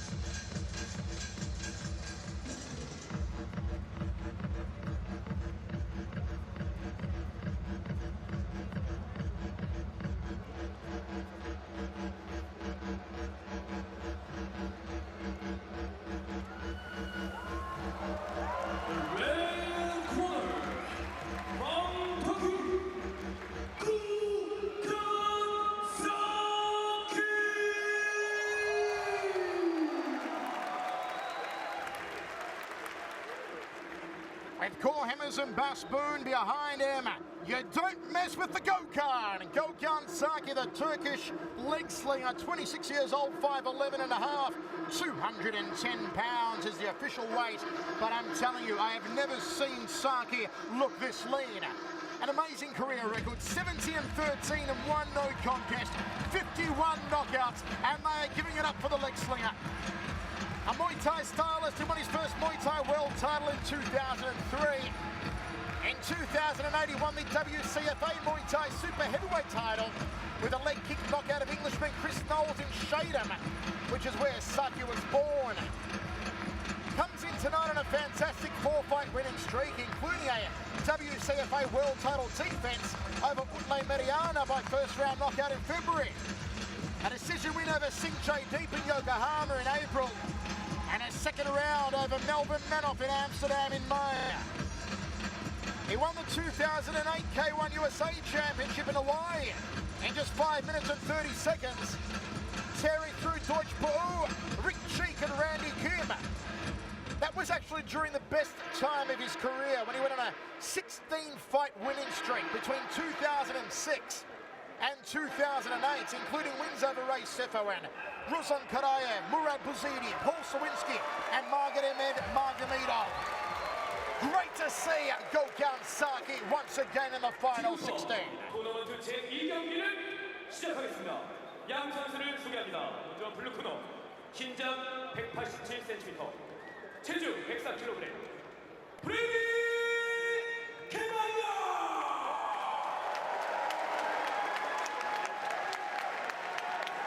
이에 맞서는 레드 코너, 신장 182cm, 체중 99.3kg, Have a look at Gokhan Saki here. I have never seen him in this condition. Mike, as I said earlier, he looks like a light heavyweight. He could even pass as a middleweight. Yeah, he does. And actually, this is a pretty interesting fight because neither one of them are really true heavyweights in the sense of a heavyweights, and they have very similar styles. A lot of them, both of them prefer leg kicks. So I think this would be a pretty interesting fight. Well matched up. Final instructions from the center referee. We are set for 3x3, 2 extra rounds in case of a draw between Gokhan Saki and Freddie Cameo. Saki is so intense. Always has that true Turkish fighting spirit. Turkey produced so many great kickboxing champions, of course. Taekwondo is very strong in Turkey. And Gökhan Saki looking for yet another appearance in the K1 World Grand Prix. He will rely on his leg kicks here, Gökhan Saki. Freddie Kameo, we call him Flashy Freddy for a very good reason. If he winds up those spinning kicks, you'll see something special. Four-punch combination, exclamation mark at the end by Saki. Damn! Whoa! Did you see that? That was a beautiful four-punch combination, including a liver kick and a devastating leg kick to finish it off. It is the elite level of striking that is K1. You will not see it in any other combat sport. Gökhan Saki did that to Jay Hunt. Singhat JD, if you remember. That fight was just a beauty to watch. Gökhan Saki, always more combinations than a Sudoku puzzle, and he's already putting it together well here in the first round. Catches a round kick on the forearms.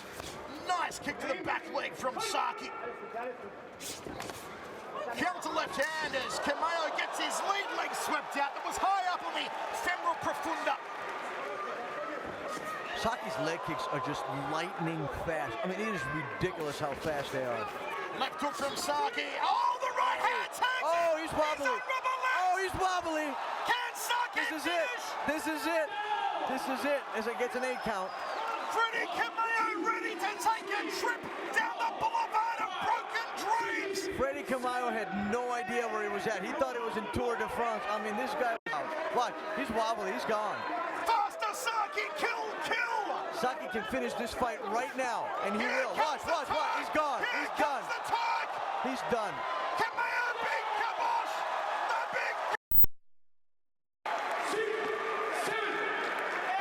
Freddie Kameo is astral traveling! You better call this one off, Brad!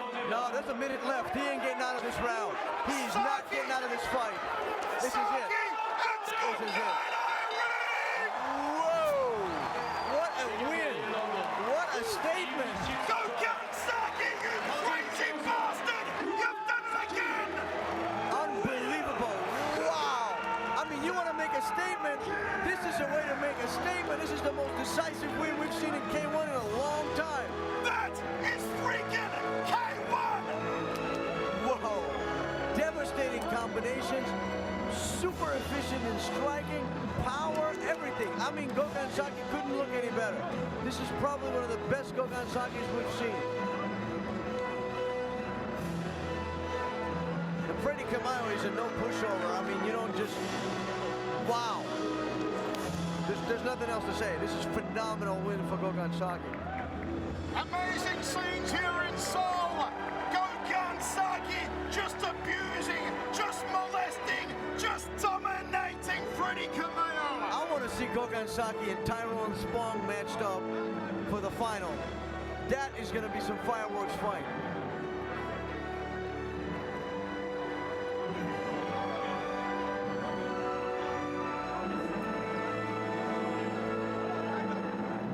I told you, you don't mess with the Gökhan. Freddie Kameo proven to be out of his depth here. My word, Saki just annihilated him.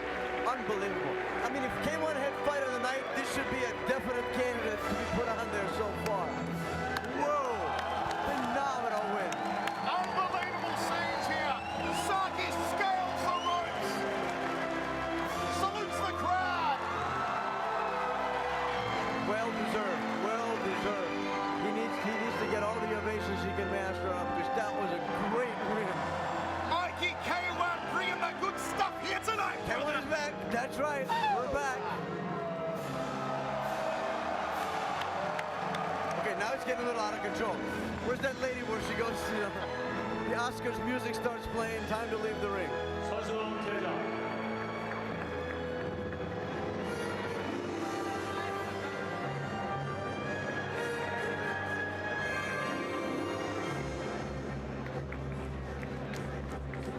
And folks, coming up next, Gökhan Saki's best friend Zimmerman takes on Daniel Guitar.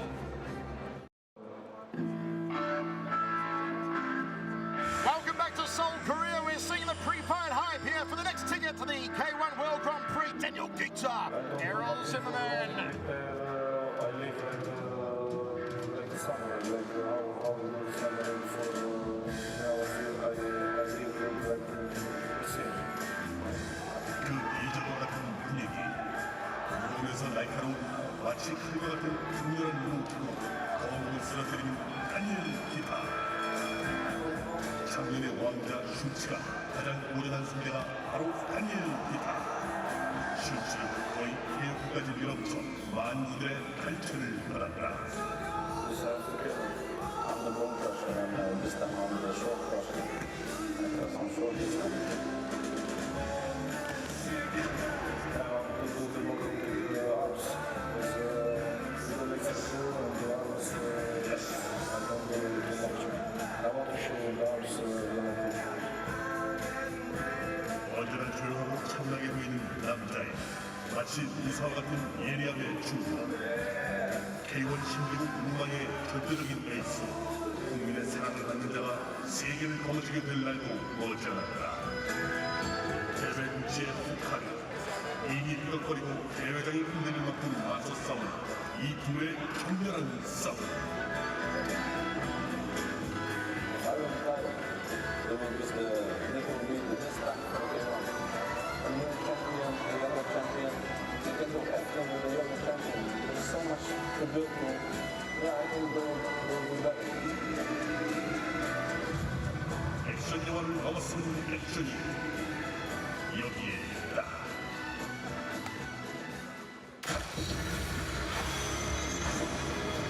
여러분 지도하면 다니엘 기타.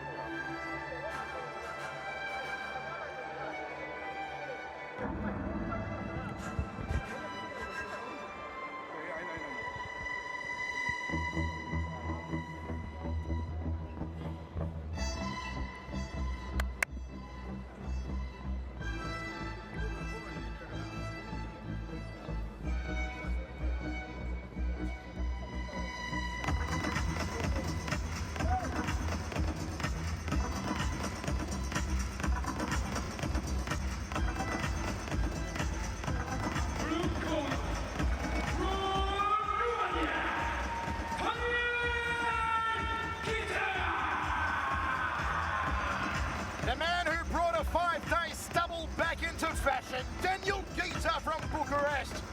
I am such a huge fan of this man. Former WK and European Muay Thai champion, winner of the 2009 Final 16 qualifying tournament in Tokyo, when he cut through 3 opponents in just 5 minutes and 15 seconds with leg kicks. Comes in off a loss to Ashwin Balrak in May in Amsterdam, a result that really didn't surprise me, as I thought Gita would have no problems with Balrak. Really was a revelation early in his career. Began fighting in '94. After just 4 months training, he won the Romanian National Championships in light contact, full contact with Muay Thai, and repeated only 4 months later.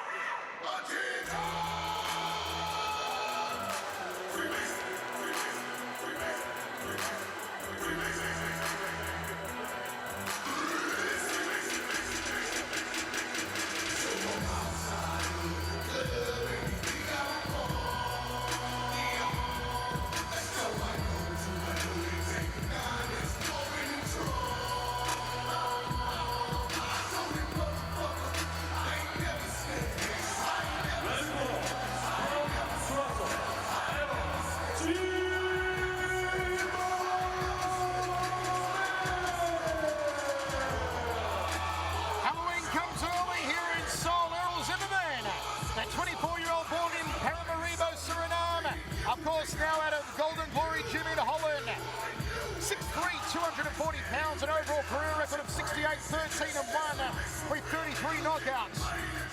Three-time Dutch Muay Thai champion here. Knocked out Cas van der Muizenberg in 2005 in Tilburg to first win that crown. Won the K1 European Grand Prix in Amsterdam in 2008 with wins over Attila Karac, Bjorn Brezzi and Zabit Samadov. Comes in tonight off a 24-second knockout of Catalin Morașanu in Bucharest in May. He came into Bucharest on back-to-back decision losses to Semi Schultz and Remy Lanjaski.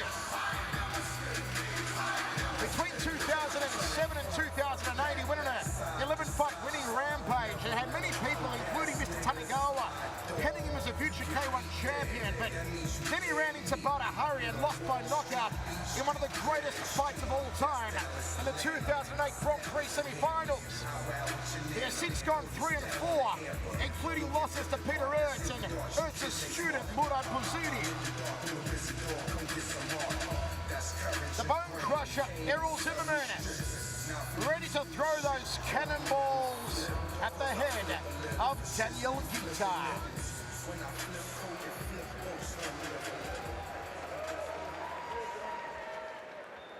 지금부터 토너먼트 제3경기를 시작하겠습니다. 먼저 양 선수에 대한 소개가 있겠습니다. In the blue corner, 신장 195cm, 몸무게 110kg, 다니엘 기타!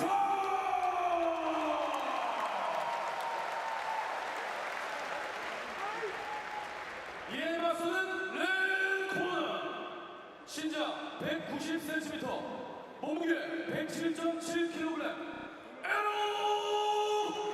Have a look at that. Gokhan Saki just fought and annihilated Freddie Cameo, and here he is in the corner of his best friend Errol Zimmerman. That is true effort. Daniel Guita, who interestingly served in the Romanian Secret Service from 2001 to 2008, assigned to protect the Romanian president. He served at times under Ion Iliescu, Traian Băsescu, and Nicolae Vacariu. Twice under Traian Băsescu, of course. One man not to be messed with, Daniel Guita. You may remember, Muay Thai fans, he fought in the World Championships in Bangkok back in 1999. He placed silver medal, losing in the final to Alexei Ignashov.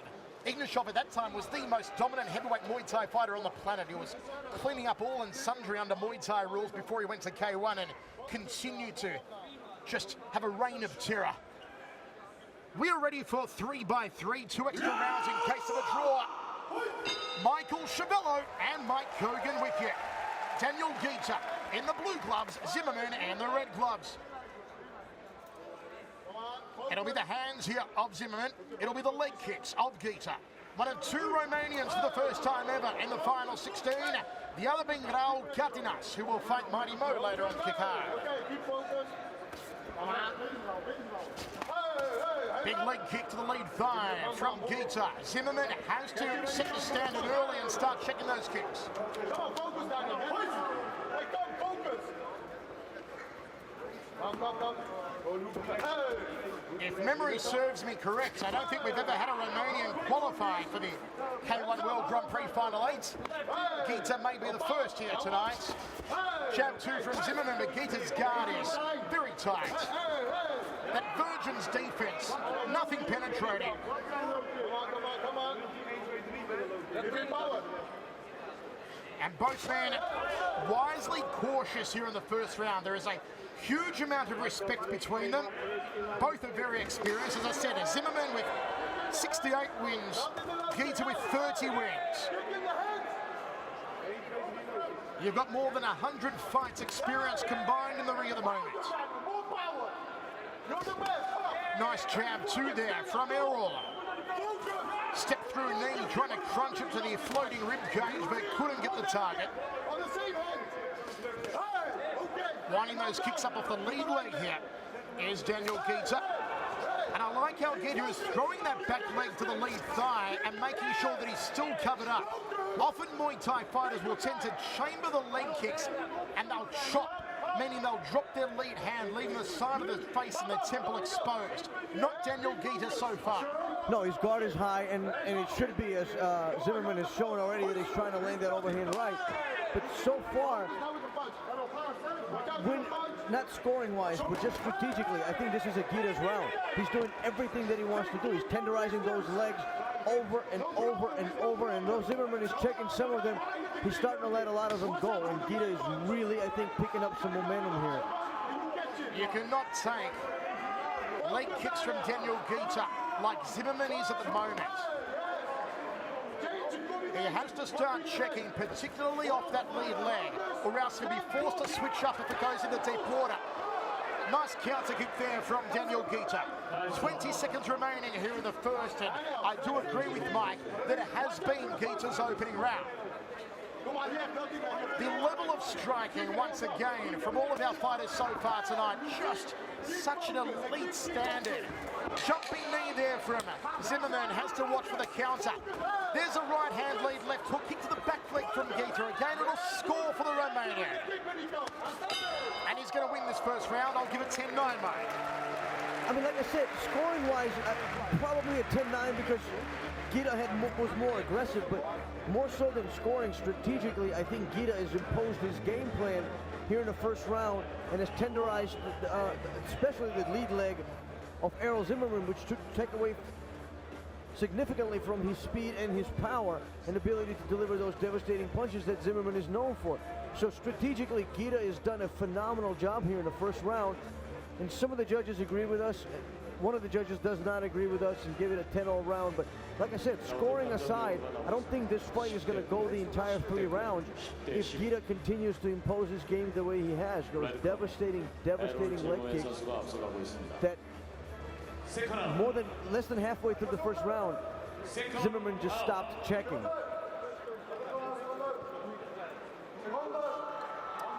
We are ready to rock and roll. Second round of 3. First round, we are giving the way of Daniel Guida. And Zimmerman has got to start checking off that lead leg. The quadriceps, the inside thigh is all just getting tenderized and mashed up by these devastating back leg round kicks from Daniel Guida. Zimmerman faking the jab. He's looking to set the right hand, and he does. Just crashes through the double forearm. Zimmerman gets tagged! Zimmerman gets down! The big kibosh! It's over! It's over! It's over! Yes, Guida! Yes, Guida! Yes, Guida! Unbelievable. I mean, Guida did exactly what he was supposed to do.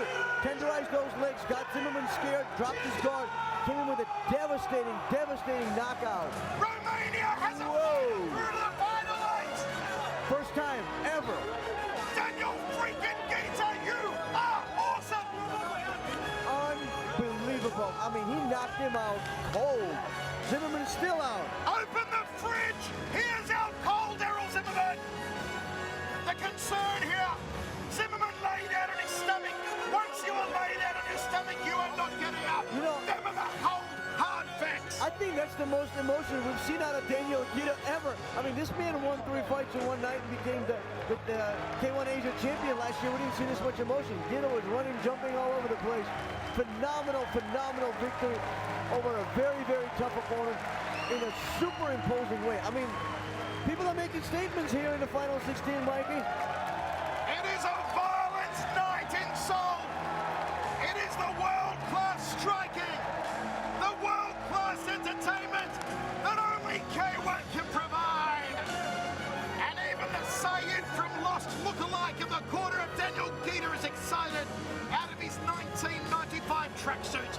Here's how it went down. He was out before it hit the canvas. Guida just devastating. Unbelievable performance, and I mean, so far every fight has really lived up to its hype and lived up to what we expected. I'd have to give not that I'm sucking up, but I have to give my bosses some props here for matchmaking. Really well matched, evenly matched, providing for some really exciting fights here so far in the final 16s, and this fight lived up to his hype and all of its expectations. A very technical, but at the same time, a very brutal fight. Daniel Guida did a phenomenal job here. And to think that Guida finished the fight not with his trademark kicks. He finished it with his newly found, newly improved hands. Brutal hands, but you know what? It was his devastating leg kicks in the first round that allowed him to open up for those punches to come through. As Zimmerman started to feel the power, he really started to feel the power. And I think he was looking up at the screen and he couldn't believe himself that he had just been knocked out.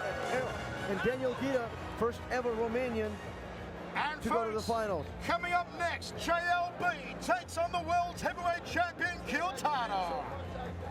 I was like, I feel like I was like, what I'm doing here. The mentality was not too strong back then when he came here, but I changed this now, and there's a little problem with him. He has to do the Chaparita style. Welcome back to Seoul, Korea, where K1 is alive and happening in one of the shows of the year so far. It's only going to continue. Here's Lebeda and Kiyotaro, pre-fight hype. I need to meet them. Lot of sparring till first day. Sparring. To be used to. It's difficult for the body, but sometimes you are weak, but it's a rhythm. It's like a things. You know, for me, it's making me feel like a things to rhythm. 年が年なんで、もう引退した方がね、楽なんじゃないかと思いますし、僕なんて絶対38までやらないと思うんで、体に良くないんじゃないかと思いますけど、はい。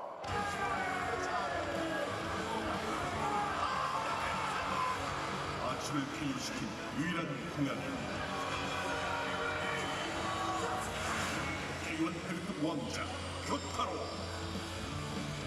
すごいいろいろな後悔があって苦しかったですけど、壁をなんとか乗り越えていったら強くなる。 Just an interesting side note there.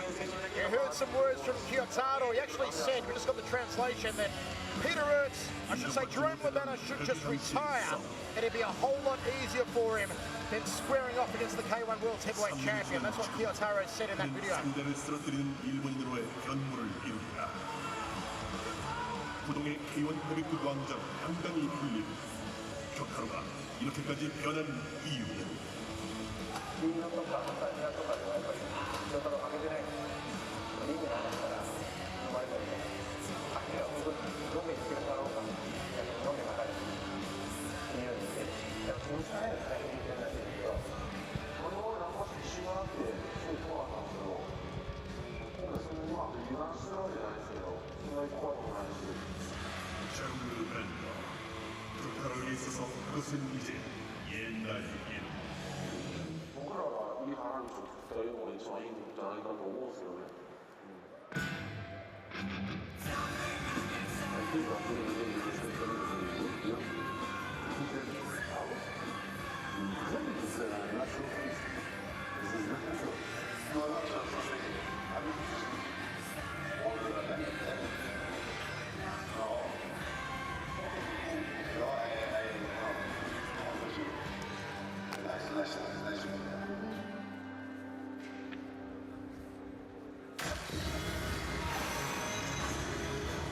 샤르르 밴더의 교타로.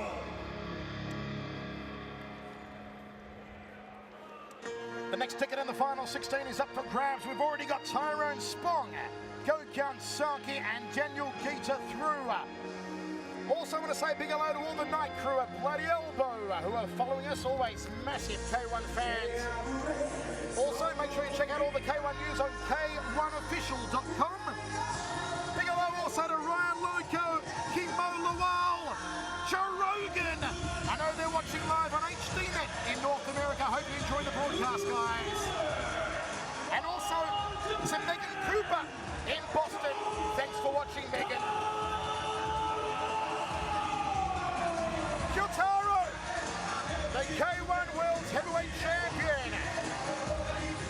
Always underestimated is Kiyotaro. But let me tell you, he possesses one of the finest counter right hands in the world of K1.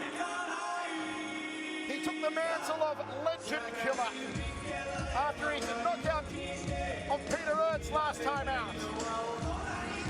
Indeed, it has been built that way here tonight.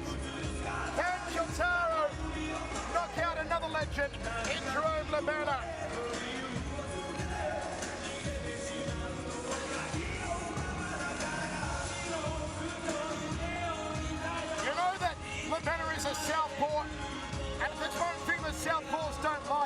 straight right hand. Kyontaro, 6 foot even, 218 pounds. Brings in a fight record of 9-3 with 5 knockouts.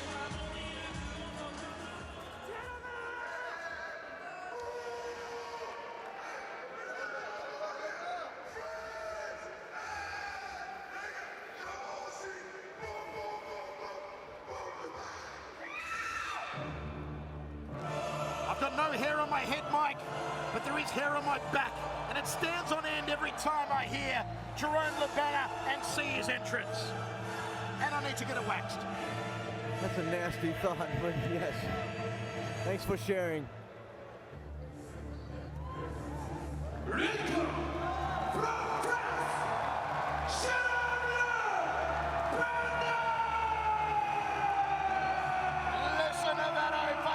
For JLB, the human refrigerator, as always with more muscles than a seafood platter.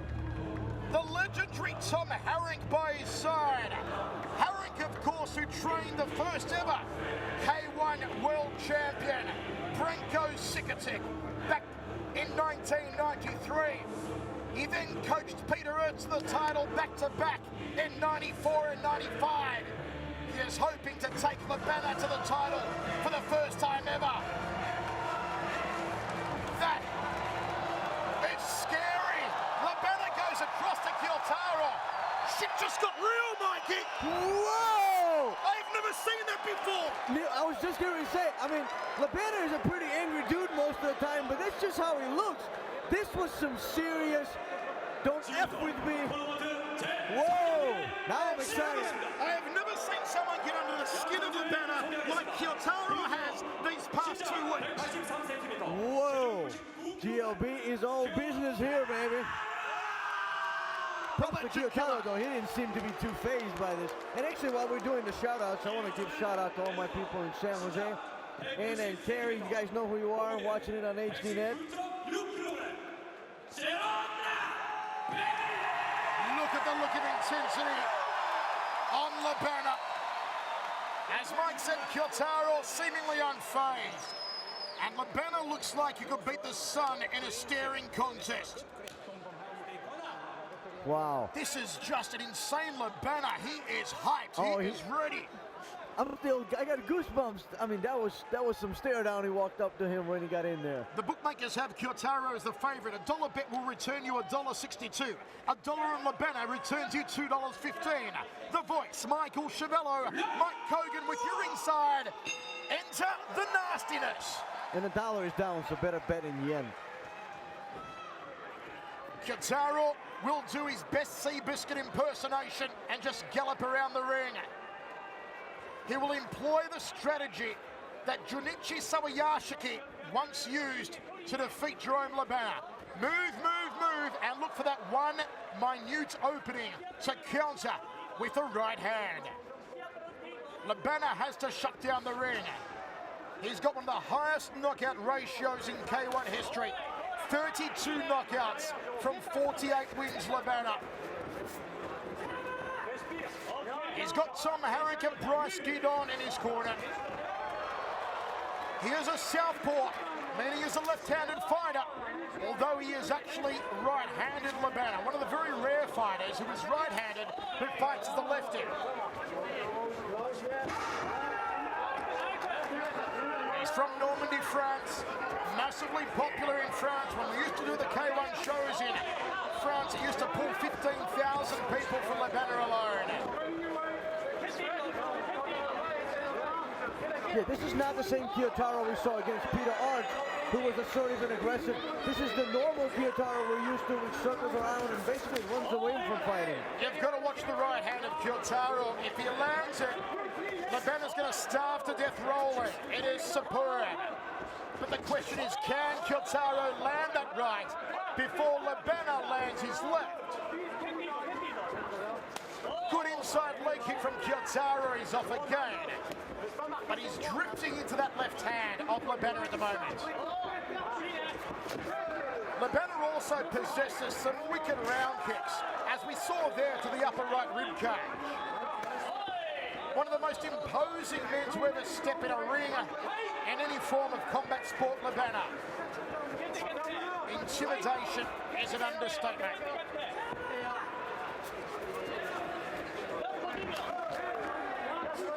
Kyoutaro doing as we knew Kyoutaro would. Circling, never remaining a stagnant target.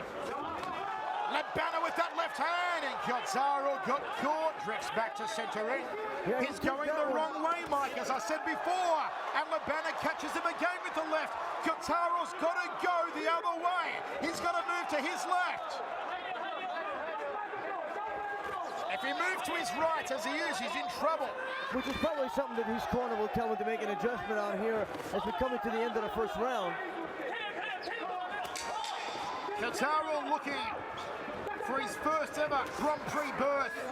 If Lebana gets through, I believe it'll be his 12th time in the Grand Prix come December. End of the first, we go to the towers. I mean, really a filling out process, I guess, taking it all the way in a round. I mean, not much action going on. Kyoutaro threw in some leg kicks, but then we got a replay of that stare down that Lebana gave Kyoutaro when he first got in the ring, reclaiming the ring, kind of saying like, hey, this is my ring. But I'd probably give it a 10-0 round, and actually the judges did the same way. The scorecards just come in as a 10-0 round. Filling out process. Neither fighter really imposed their will or has done anything that might give us a preview of what the second round would be. Although the only thing that did happen is Jerome Lebana did land that left hand repeatedly on Kyoutaro, as we're seeing here in the replay. So, Mikey, as you said, if he continues to circle to his left, he's going to keep eating those left hands from Jerome Lebana, and any one of those can put a fighter away. We are ready to rock and roll. Second round of 3, 10-0 on the judges' scorecards. Lebana.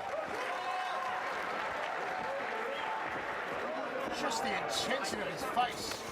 Looks like he wants to do a George the Animal Steel and start eating the turnbuckles here, Jerome Lebana. Outside leg kick from the Frenchman. And now Kyoutaro is going the correct way to his left. Now he's going the wrong way to his right. He's just all over the place. He goes to his left, he goes to his right. But he's doing one thing, and that is he's not remaining still and allowing Lebana to tee off on him. Lebana trying to manhandle and bully Kyoutaro. The heavyweight champion gets back to center ring. Inside leg kick from Jerome. Nice left hand down the tube from Lebana. Catches the round kick. The forearm that was broken by Ernesto Hoost. Shattered. 2 steel pins inserted. Kyoutaro actually has landed repeatedly onto that forearm, so he knows it's the weak spot on right, Lebana. I think by now everybody knows it's a weak spot, so they're trying, but it didn't seem to phase Lebana at all. Lebana almost won the K1 Grand Prix in 2002. He was winning with 90 seconds to go when Hoost wound up a round kick that shattered Lebana's arm. His forearm looked like Popeye for about a year after it. Kyoutaro, that right hand came close to the jawline and just whistled.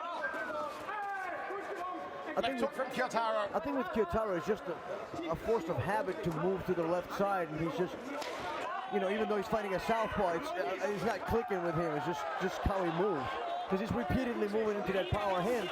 What does worry me here, though, Mike, is Kyoutaro is carrying his hands very low. They're around his chest. And Lebana is still devastatingly fast and powerful with his hands.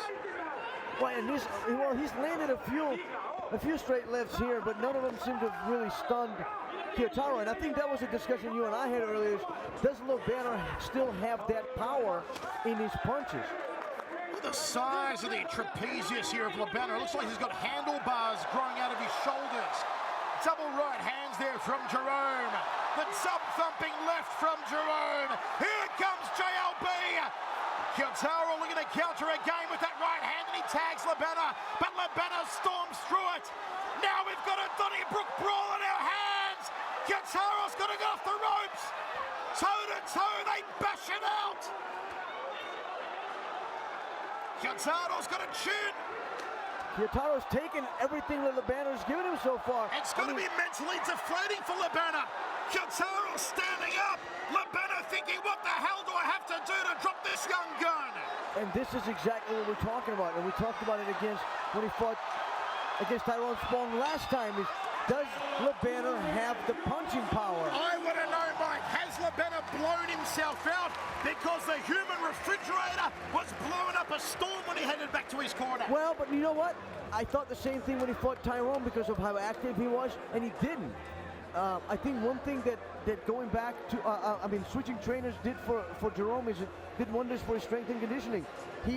I think he still has it, the energy to go on into the third round. The question is, does he have the knockout power? But one thing, don't forget, the most of the second round, Lebena spent teeing off on Kyoutaro, and Kyoutaro is just kind of taking it, but he's also scoring with the judges. As we can see on the score, he's now ahead on all three judges. So if Jerome can keep this up for the next round, he will win the fight and move into the final 8. Okay, on all three judges' scorecards after 2 rounds, Lebena ahead 20-19. Third and final round, it seemingly is all for their world heavyweight champion Kyoutaro to do. We've seen him do it before. Lebena takes 2 massive breaths. Leave some oxygen for us, Jerome. Now we're going to see what Kyoutaro has in the store for Lebena. He just landed that right cross, and that didn't seem to faze Lebena. Kyoutaro not running as much as he was earlier in the fight. Maybe thinking I can stand and trade. I took the shots in the second round. Oh, there's the left hook. Jerome got caught. The knees buckled momentarily. Kyoutaro landing those heavy salvos now. Now Kyoutaro is willing to trade. Oh, Jerome's get caught. Kyoutaro can finish now. Jerome's been tagged at center of the ring. Yeah, Jerome's feet are a little wobbly there. He is unsteady, Lebena. Kyoutaro has tagged him 4 times. Beautiful right hand again. Perfect strategy for Kyoutaro so far. I mean, he ran in the first round, got Jerome to blow his wad in the second round, and here he is standing toe-to-toe and exchanging. That's what I told you, Mike. I said, did Jerome blow himself out at the end of the second? Well, it looks like he did. Right cross, right cross, right cross. Kyoutaro, more crosses than the Vatican here in the final round. Jerome is making me eat my words because he looks dead tired. Oh, Jerome flips him. He's not done yet, the human refrigerator. Unfazed. Kyoutaro is unfazed from any of the punches, just standing there in the middle, trading. Oh, smack bang between the eyes. Jerome's face is battered and bruised, lumped up nose, lumped up orbital. Kyoutaro has landed the better shot so far. If he wins this round, Kyoutaro, it'll even up the scorecards, push us into an extension. Which is not a good idea for Jerome Lebena because he barely looks like he's getting ready to get out of this round. Kyoutaro nails him again. Lebena with a high kick. Kyoutaro now knows he can go toe-to-toe. He realized that in the second, after doing a Forrest Gump in the first. But you know, Kyoutaro's still giving Lebena his props because he's not going for the kill here. I mean, Lebena is on clear street, he's barely walking, his cardio is gone, punching power is gone, and still Kyoutaro does not want to, can't seem to finish this thing. Lebena tags him again with the left hand. Kyoutaro then counter right. 1, 2. No power, not turning the knuckles through there, Jerome. Kyoutaro the 1-2, Jerome sweeps downstairs. Yes, why not throw a leg kick? Shot to the jaw. But Kyoutaro can take them. Final 10 seconds. It should be Kyoutaro's round, I feel. Kyoutaro took some serious, punches. To go kleptomaniac and steal it. Has he stolen it? We will wait and see. This crowd just raising the roof for JL freaking B. This crowd is going nuts. But I mean, it was exciting, phenomenal third round. Very smart on Kyoutaro's part. Made me eat my words. Danced around the first round. Got JLB to blow his wad in the second round, and then really stood there toe-to-toe in the third round and exchanged, and got the better of the exchanges, landed more punches, had Jerome there in danger for a while. I mean, Jerome is a towering person to just knock out, So definitely took this round. The question is, it's probably going to go into the extension round. Does Jerome have anything at all to even You know, go even through that the said, exchange if round? Jerome goes through here, Mike, so many people underestimate Kyotaro time and time again. For me, he has once again earned his stripes here tonight. Oh, Kyotaro is for real. Kyotaro is for real in a long time. A true Japanese heavyweight contender. You know, 29대 29 동점. 전체 매점가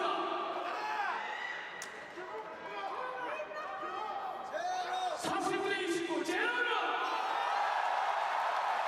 18 킬로. 29대 29 동점. 연장전에 들어갔습니다. draw. It is a draw. We called it right, Mike. One more round.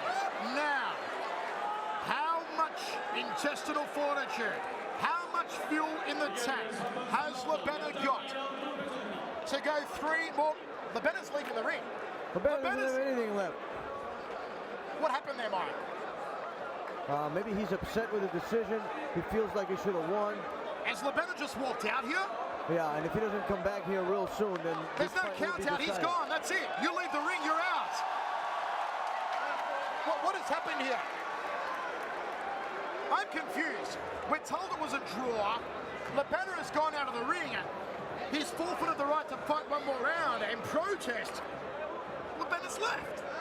Protest, or he was just tired, one way or the other. Okay, to me, Mike, that is bad sportsmanship. You're a professional, a veteran like Lebena. I thought it was a draw. You thought it was a draw. We are huge Lebena fans. I agree. I think it's disrespectful to your opponent. Disrespectful to K1. Disrespectful to K1. Disrespectful to your fans. And to your fans, exactly. You know, get in there and fight like a man. You don't like the decision. Tough luck. Prove Tough luck. it. Prove it in the next Exactly. 3 minutes. As they say, don't leave it to the judges if you don't like their decisions. Don't leave it to... Plus, I don't know what he didn't like. I mean, Kyotaro owned him in that third round. We may be able to do that thing we were planning on doing. Kyotaro owned him in the third round. Decisively, Lebena won the second round. It was justified to go into the fourth round. I don't know what. I have really never what he seen did that not before in the history of K1. I do not agree with it. You do not walk out of the ring like that. like. Not a veteran like Jerome Lebena No. for sure. Jerome not after has all just- the years. I am just lost for words what to say there. I know Lebena thought he'd won it. We thought it was a draw. How are you scoring it wherever you were, watching it live around the world? I know so many people following us on Twitter, @Chevello Voice, @Mike Kogan. A lot of support here for Lebena. And you see the protest there from Lebena, and he says, I'm out of here. I'm gone. I'm out of it. Yeah, you know, very disappointing ending here. Just you don't have just words for it. I mean, it's just very disappointing. You know, it's like a soccer team walking off the field because they felt like they should have won, but they didn't. Very, very disappointing. Props to Kyotaro. He moves into the final 8. He does Well-deserved spot. Very well deserved. You know, we gave the kid a lot of grief over the years because he was a heavyweight title holder and he's had 2 losses that weren't for the title, and it was kind of a wishy-washy situation. Kyutaro's really come into his own. He's not as an emotional a fighter as his predecessor, the Japanese superstar Musashi, who's ringside with us here, was, but he's definitely a game fighter. Folks, coming up next will be Peter Ertz versus Everton Teixeira. As the final 16 continues here in Seoul. What a dramatic night it has been. Just amazing scenes here. We are still trying to process exactly what just happened in centre ring. And here's Andrew Simon, and he seems unhappy about it too. Jerome Lebena, for the first time in history, did not fight the extension round. He was distraught over not getting a decision that Mike and I have both gone on record saying we thought it was a draw and it should have gone an extension round. Lebena chose to exit the ring, walk out stroppily to the dressing rooms and say no more. He gave up his opportunity for a 12th tilt at the K1 Grand Prix title, Mike. Well, whether he did or he was he was too tired. He was most likely not going to last out through the 4th round. But go out on your shield. Exactly. Go none out of that on your matter. shield. No matter how you slice this thing, it doesn't matter. You know, you even look at earlier on tonight, Khalid Faust against Gervard Podorak. Khalid was outclassed. He was getting banged up by Gervard Podorak. He went to his corner at the end of the second round, but they chose to let him go out for the third and go out on his shield before they threw in the towel. Yes, perfect strategy for Khalid's fight was, hey, do or die. If you're lucky and you land the punch, you'll end it. If not, we're going to throw in a towel, but he did not quit, and that's the bottom line. In what has been one of the most amazing nights of action we've seen here in 2010, the results so far, and our super fights, Gervard Podorak over Khalid Faust, and Sergei Kharitonov emphatic over Takumi Sato. Hopefully those two will be the reserve fight come December. Then Ray Sefo, only a week's notice, taking on Tyrone Spong. Fantastic effort from Ray. He is a genuine sportsman, fantastic human being, but just could not muster to beat a cerebral, a fast Tyrone Spong. Gokhan Saki just devastated Freddie Kamayo. Daniel Gita absolutely annihilated Errol Zimmerman. And as we saw, it will be discussed in droves on websites like Head Kick Legend and the like. Kyoutaro defeating Jerome Labana after Labana walked out of the ring. Mike, what a night we've seen so far here in Seoul. The K1 Final 16 always delivers, and the action is delivered big time here tonight. You know, last year's K1 Final 16 was a slow affair. Most of the fights, I think all except for Badahari versus Zabit Samedov, went the distance. Here tonight, everyone has been violent. And that's what I said, you know, during broadcast. We said it's props to K1 Brass for phenomenal matchmaking. Fighters are very well matched stylistically and both with their aggressiveness, and that's turning out to be, you know, a really knockout-style night here. I mean, phenomenal performance from Gokhan Saki. Wow, what a clinic he put on. Super technical, super powerful, knocking out the very tough Kamayo. And then Daniel Gita, of course, doing a superb job over a super tough Errol Zimmerman. I mean, just a phenomenal night tonight, but well matched. You know what gets me so far, Mike? We've had Tyrone, Gokhan Saki, Daniel Gita, and Kyoutaro qualify. What a fresh outlook we have come December 11 for the Grand Prix already, still with 4 fights remaining, because this is just a newly reinvigorated K1 scene with a new guard coming through.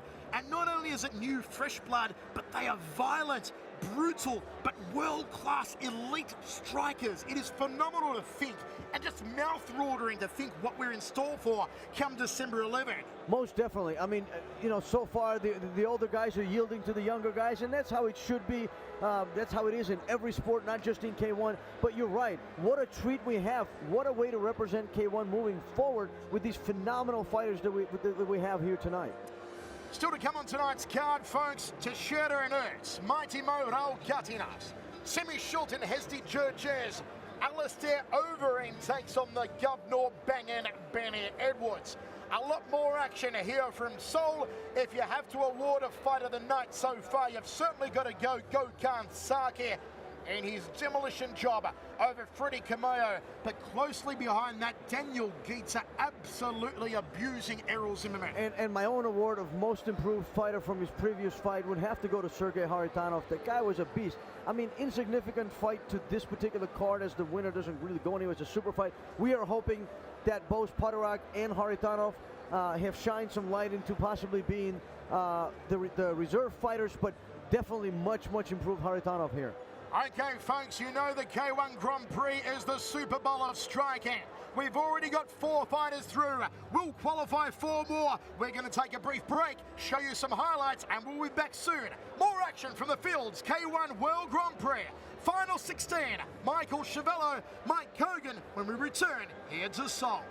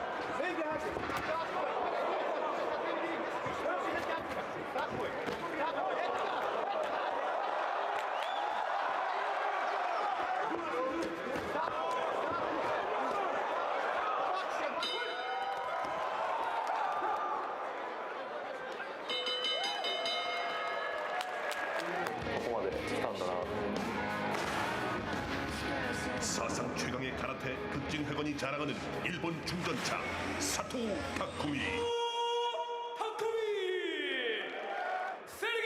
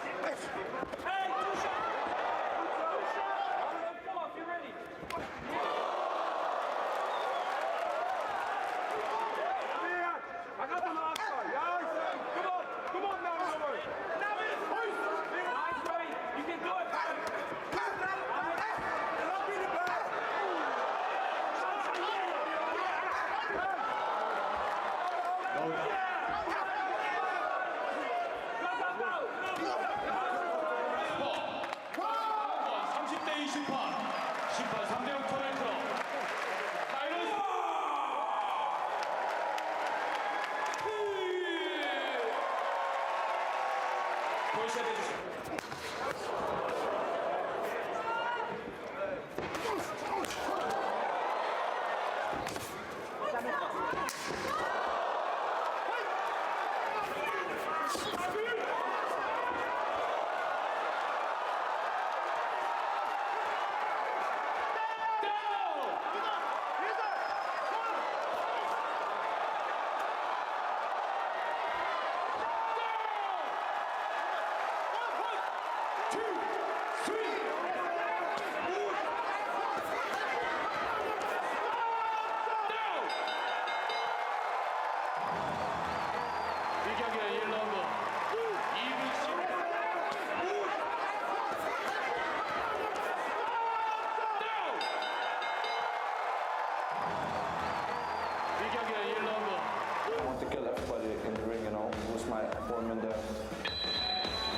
K1의 미래를 만드는 엔터테이너 에론즈.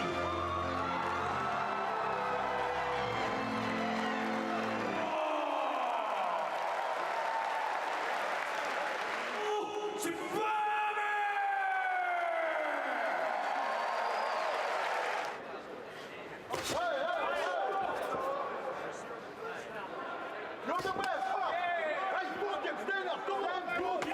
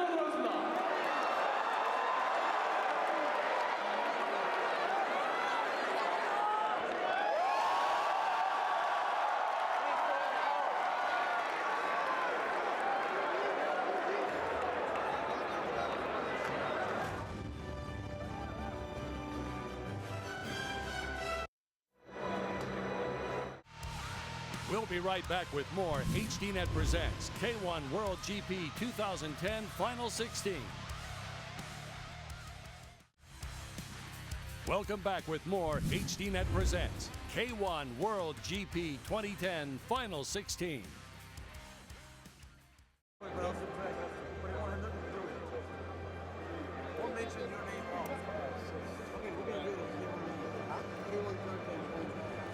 Only K1. He has nothing to do with it.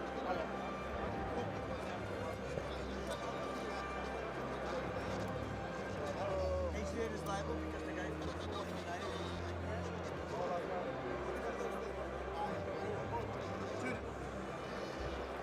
Just wait. We'll do it properly. We'll set up a email address for it as well.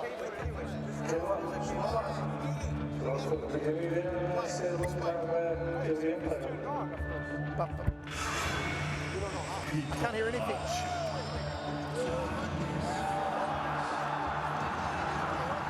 It's not on. 20세기 최강의 킥복서라고 불리는 K1 참지. Ours not working either.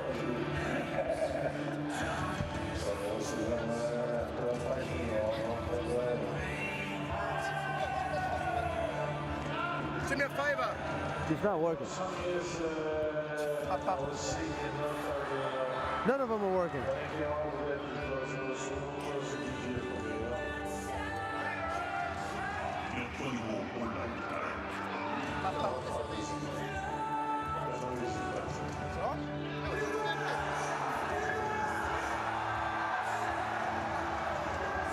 Spray's working.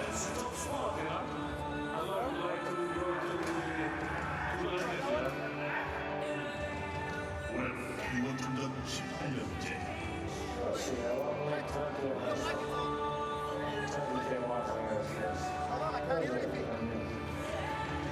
누구보다 K1을 사랑하는 남자 터치. K1 언제나 그가 있다. 하지만 남겨진 시간은 그리 많지 않다. It's more than to follow thing, every time to come back, I show you what to do. That's important. Ser campeão de Kyokushin é claro que é uma responsabilidade grande, mas assim, uma luta boa, é sempre vitórias, mas na realidade não é sempre possível. 에베르톤 테세이라. Testing.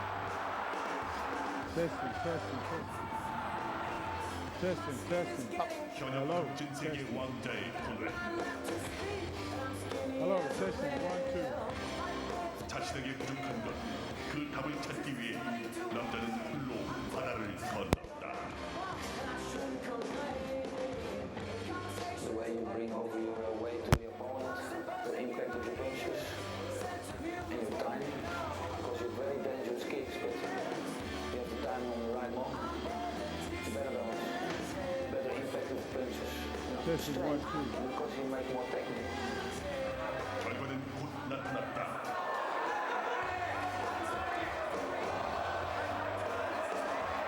Bom, assim, eu também bastante segurança e me tornou mais confiante para lutar aquelas finais.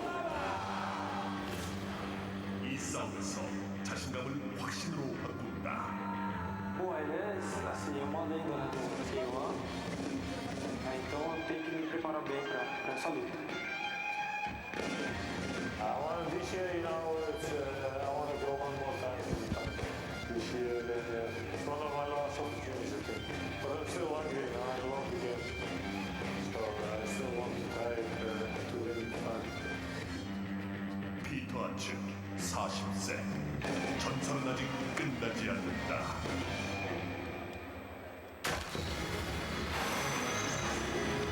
에베르톤 테세이라 대 피터 아츠.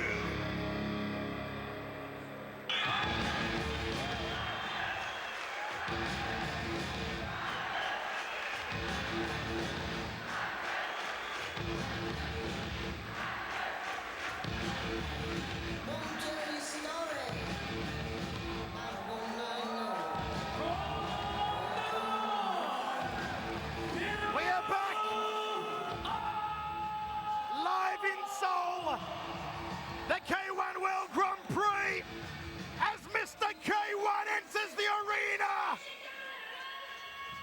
Yes!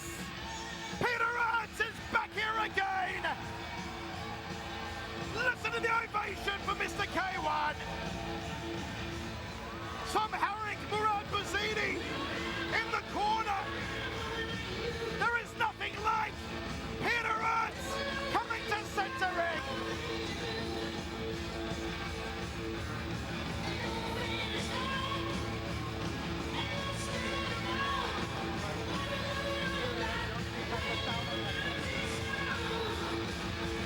Aaron steps onto the apron. What a sight it is to see Mr. K1. And he goes over the top ropes as all Muay Thai fighters do.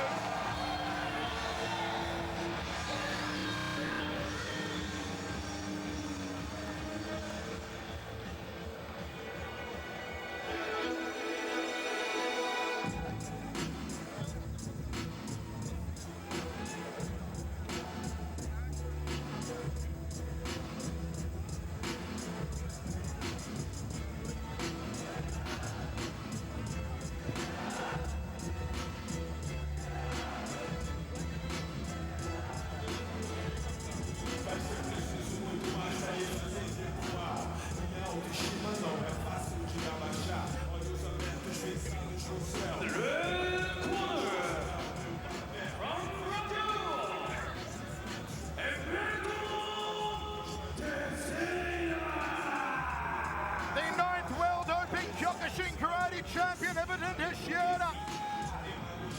A 5-time All-American full contact karate champion. He comes off a devastating knockout win over Alex Roberts. We are joined ringside, folks, by Sugar Ray Sefor. And you know, because Ray is here, the good-looking girls are right behind us, mate. They come because Sugar Ray is here. Watch, let's do this. We've been wanting to do this for a while. But it's great to have you here ringside. Hey, brother, it's So always a proud of pleasure. Great effort on 1 week's notice against Tyrone. Yeah, I mean, you know, I wanted to do a little bit more, but obviously, you know, we'll be back. Okay, folks, meanwhile, his sparring partner, Everton Teixeira, gets set to take on Mr. K1.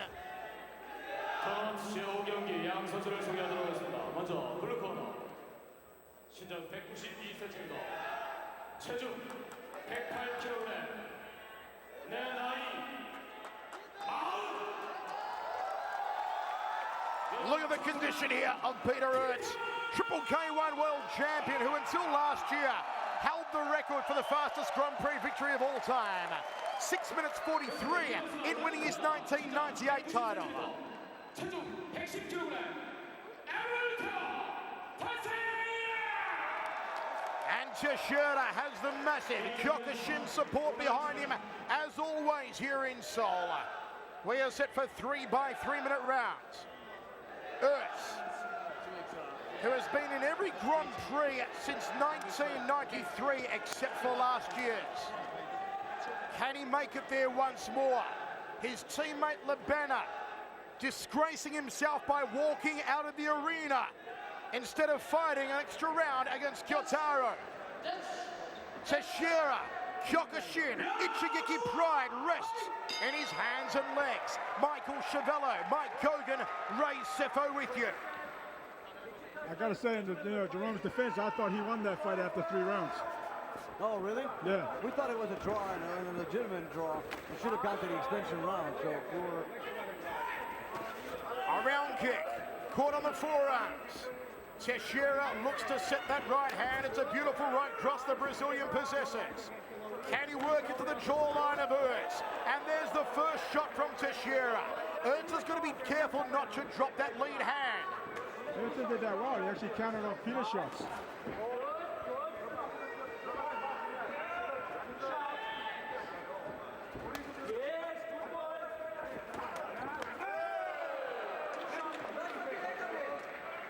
Peter Ertz needs to sling to the legs here and then maybe try and loop that round kick to the head. It used to be his signature. It's been a while since we've seen it. And there goes Teixeira with that counter right hand again. Ray, you know how quick that right hand is of Everton. You've sparred him many a times at Ichigeki Plaza. And he's very strong with it also. Peter just needs to keep that, after that jab, bring that left hand right back to his head. Peter actually just landed a pretty powerful straight cross and then lost his footing. Well, actually, Teixeira kicked his front leg out, so. Left hook, overhand right from Teixeira, looking for a knee on the inside. And the referee just going to caution Everton now. Teixeira, who suffered one of the worst knockouts in history last year at the Grand Prix, when he was kneed into outer space by Alistair over him. He just got to keep his hands up if he wants to stay in this fight. Everton's been very sharp with that 1-2 or that overhand right. Good overhand right there from Everton. Looks like he has a lot more focus behind him here tonight, does Everton Teixeira. For that matter, so too Peter Ertz. The size of the shoulders, the deltoid just popping here of Peter. It seems like the older he gets, the better he looks. Yeah, right? But he also seems like he looks right where he needs to be weight-wise and strength-wise, as opposed to his last fight against Kiyotaro when he just looked completely depleted. Well, I mean, this is where he should be. I mean, he should have never fought, Kiyotaro at such a lightweight, because Peter never, I don't think Peter's ever fought in that weight before. He said he hasn't been 100 kilos since he was in diapers or something, I don't know. Counter right hand there from Ertz. Overhand right and a left hook from Teixeira. Teixeira's been honing his boxing with 5 for Lamoy. He's also got the great Francisco Filio in the corner. Double right hand from Ertz. Teixeira just caught it on the dreadlocks and counters.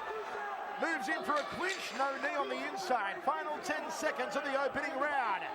It has been a good, solid first round here for both of these men. Teixeira continually looking for his hands. 1 round down, 2 remaining. Ertz, who comes in as a favourite with the bookmakers. A $1 bet gets you $1.70 for the win. Teixeira, a $1 bet gets you $2 for the win. Ray, how did you see the first? Pretty even. I mean, the one thing I don't want to see is that Peter kicking too close inside, because Everton has been very sharp with that right hand. So if Peter kicks too close inside and he counters with that right hand, it could put him away. Ray, while we've got you here, I wanted to ask you about the actions of Jerome Libena. I personally thought it was very prima donna, very unsportsmanlike. I know that maybe he was protesting the decision. Mike and I genuinely thought it was a draw. You thought it was a result for Jerome. Either way, it was a close fight. But as a K1 fighter of such long standing, go out on your shield. Don't walk out. No, I totally agree with that. And the fact is that it's a Grand Prix decision. He's got to go to a Grand Prix. He's fighting to go to a Grand Prix. So he definitely needed to fight. All 3 judges giving the first round 10-all. So we've got a draw after 1. 2 more remaining. Good right hand, a high left round kick from Peter Ertz. And look at Teixeira, he wants to stand toe-to-toe and with Mr. K1. Trade of leg kicks, it was Peter who drew the short straw. Inside thigh kick from Teixeira. The slap just reverberates around this massive arena. Teixeira's hands are looking devastatingly fast so far. Nice jab outside thigh kick combination from the Brazilian. It's the best I've seen Teixeira's hands, actually. He's been doing the hard rounds, Everton. Do you think that Peter thought it'd be a little easier than what he's receiving and centering at the moment, Ray? Well, it is possible, but Peter's going to work off his jab, be patient, keep showing that low kick and come back left hook, right hand. But he's got to keep his hands up. Nice right hand. Almost knocked the beard off him. And again from Ertz, then he chomps downstairs. That's the aggression we've come to love from Mr. K1. Just when you think that Ertz is lulling, he can turn it on in a hurry and really range that aggressor meter. All tied up and they tango, back against the ropes. But Sugar Ray is right, Mike. It is the best we have seen of Everton in his recent career. Yeah, I mean, most definitely. He's very determined. He's throwing with some mean intentions, and I don't know, Peter's starting to look a little tired. I don't know if that's just I think my Peter observation. Just needs to relax. Peter has a lot of experience. He just needs to relax a little bit. Everton, on the other hand, he's being aggressive, and that's great. Nice high right round kick from Peter. Everton counters beautifully with the right cross. The full extension, turning the hips into the punches. Peter checks the leg kick, so Everton goes to the other leg. I mean, Everton's looking very confident, not just aggressive, but he's very, very confident in what he's doing. Right. Peter wades forward with the front kick, and Everton again just pounces on him. The Brazilian putting on a show here in the second with 45 seconds remaining. Peter needs to keep his hands up when he actually backs off like that, but Everton needs to actually follow up with the left hook. Teixeira has shown no respect for Ertz. Many people are overwhelmed when they fight a man of Peter's luster. Not Everton Teixeira. There is rumour that Teixeira may take a break from K1 in 2011 to once again go for the World Kyokushin Open Championships. Beautiful head kick there from Ertz. That's why he earned the nickname the Lumberjack. His trademark kick. Ertz trying to steal the round. But I think it's been a good one for Teixeira. 2 down, 1 remaining. First to you, Sugar Ray. I say it's a draw. I'll give it a draw. If anything, they probably edge a little bit on Peter's side. But I would score that a even round. And Mike, as Tom Herring gives you instructions there to Peter Ertz, you are dead on the money, brother Ray. 10 points apiece. Say all 3 judges. Mikey, first of all, what does Peter need to do in the next round to step it up? Well, I think Peter needs to step it up with his leg kicks and try to go to Everton's body with the leg kicks, try to soften him up a little bit. And Ray, for Everton to move ahead in the third, what does the Brazilian need to do? He needs to be a little bit more aggressive with his hands. Keep that jab out, close the distance, fast, throw 1, 2, 3 down the center. You see that trademark patented high right round kick that he tries to loop around the back of the neck. Peter Ertz. This is a fantastic contest. We said earlier how Everton has been criticised as being a boring fighter in the past. There is nothing boring about his style here tonight. He has turned it on. Just like that. You see how you threw that 1, 2, 3, Peter back up? Look at Everton wanting the roughhouse tactics on the inside. I have never seen this aggression from Teixeira before, Ray. Absolutely. I mean, obviously when he wants to win, he's got Shihan over here and he's got Shihan in the corner, and obviously they're saying, listen, we want you to go to the Grand Prix. So he's out here trying to win this fight. His fight in the final 16 here last year against Singhart Jaydeep was the greatest K1 snooze fest I have ever seen. Tonight, a year later, a complete turnaround for Teixeira, Mike. Yeah, we were the ones criticized this fight in the final 16, questioning if he even belongs in the final 16. He's definitely a totally revamped Teixeira here. He's doing great. His stamina looks much better. I mean, if this fight continues at this pace, Ray, it'll probably be a draw and it'll go in the extension round, which definitely will favor 100% it's going to go to a draw. I mean, it's going to be an extension round, 100%. Yeah, because so far, even though Teixeira looks the more fresher of the two, Peter's there, man. He's game. Yeah, Peter's a warrior. Oh, the high right round kick. Ernst trying to lop his head off and again wades forward. Gut-munching knee tries to fold him in hard. Peter's been around. He's fought the best of the best. He's fought everybody. Ernst setting that right hand and lets it fly. Counter right from Everton. They back in front of our commentary position. Both men throwing knees to the rib cage. And Peter's trying to soften him up with the body shots to knees instead of kicks. Especially when he's on his side. I like to see Peter throw that jab and the uppercut behind it. He's tried the 1, 2. And then I like to see Everton counter with the overhand right. Peter Ertz. Both men trade leg kicks. Nicely done. Just above the inside thigh, then to the outside thigh from Everton. Double forearm guard against the round kick. Good right hand lead there from Everton. Ernst ties him up. Digs away to the lower left rib cage. These two men have not relented. There has been no pause for breathing for almost 3 rounds now. We're moving to the final minute and still someone can go klepto. Still someone can steal it like a thief in the night. Will it be Teixeira with those right hands? Peter can't throw those short knees like that because Everton, if he throws that overhand right, it's going to land. Going to keep his chin down, hands up. Peter, that is. Everton trying to pin Ertz in the corner, but the old man of K1 just keeps going on.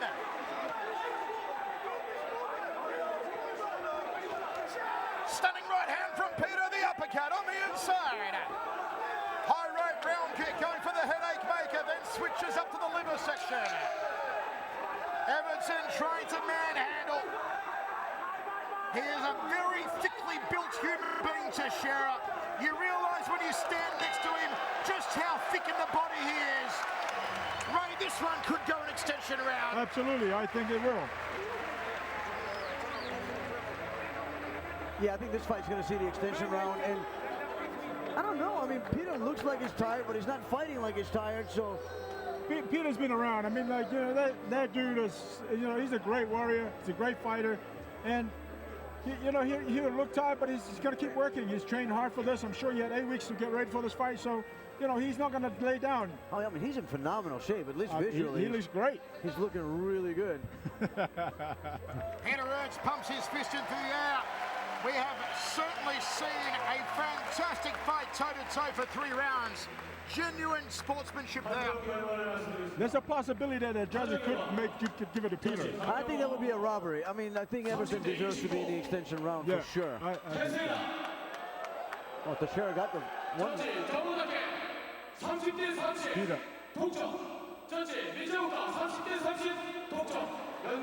It is a draw. Okay, we are going one more round. Now, Peter Ertz thought he won it, but he's not going to get out of the ring here like his training partner, Jerome Labana, and punk out. Well, I mean, that's a huge difference. I mean, like, you know, this fight was pretty even. I thought Jerome actually, you know, won that fight. But so. that is not, listen, you don't just walk out. No, I totally agree with you guys. I agree with you guys. Hey, I have seen you push to 2 extension rounds in Taiwan. That is true. Pushed to some ridiculous extension rounds over the last 2 years. You have never, ever punked out of a fight. That is true. I mean, you know, this is the finals for the Grand Prix. So it doesn't get any bigger than this. Right. So, you know, he should have stayed there and, you know, keep doing what he did. He was winning the fight. And it's all in the history books. It will be debated right around the world. But meanwhile, we have the first of 2 possible extension rounds here. And they touch glass. Ertz with a big smile. Body shot from Ertz. Will he start to go to the midsection of Everton Teixeira? Jab 2 from Mr. K1. He just comes forward. The rippling veins popping through his biceps. I also want to add that I was at the back when I saw Jerome. He's actually Turcotte broke his nose. I thought he looked like he broke his nose. Yeah. When Jerome was leaning over this way, I was like, man, that nose looks broken. Yeah, that nose has been broken at least a dozen times. Oh, we're looking for the high knee. No love for GLB here from Chivella today. Ertz trying to cut off the movement here. Leads him with the jab. Nice round kick to the rib cage from Peter Ertz. Teixeira cannot afford to slow down here. Ertz winds up the round kick off the back leg. I think at the end of the day, the first person to slow down will lose this fight because they're duking it out. It's pretty hard to score who's landing and who's not and who's doing what. Well, right now, Peter's the aggressor. He's always coming forward. Everton needs to push this fight and push him forward or push Peter back, should I say. And now, you know, to be able to get the judges, persuade the judges. Right now, I think Peter is actually winning the fight. Nice 1-2 up the center there from Everton. Good forearms guard, and he counters off it with another 1-2. That being the jab cross, lines up that bread and butter combination again to Teixeira. And so far, the judges have been dead on. Even though you disagree with them on a GLB fight, I think they've been dead on all throughout, and we're the first ones to criticize sometimes what they were watching, but the judges have been dead on here. Well, I thought my fight should have been an extra round. Nah, just kidding. It's good to see Brother Ray still got his sense of humor intact. We are ticking down, 1 minute 8 remaining in the first extension round. Nice right hand from Everton! Peter's been backed up! That hurt Peter. That overhand right hurt Peter. Everton needs to step back and fire that overhand right left hook. Teixeira goes for the inside thigh. He's got to continue to come forward and throw down. High knee from Teixeira. The meet and greet. Ertz lumbers forward. He's setting that round kick. Peter's been working the body 3rd round, and he started working the body in his 4th round. And I think it's paying a toll on Teixeira because Everton gets backed up with the right hand from Ertz. Peter's landed that right hand. He's slowing down.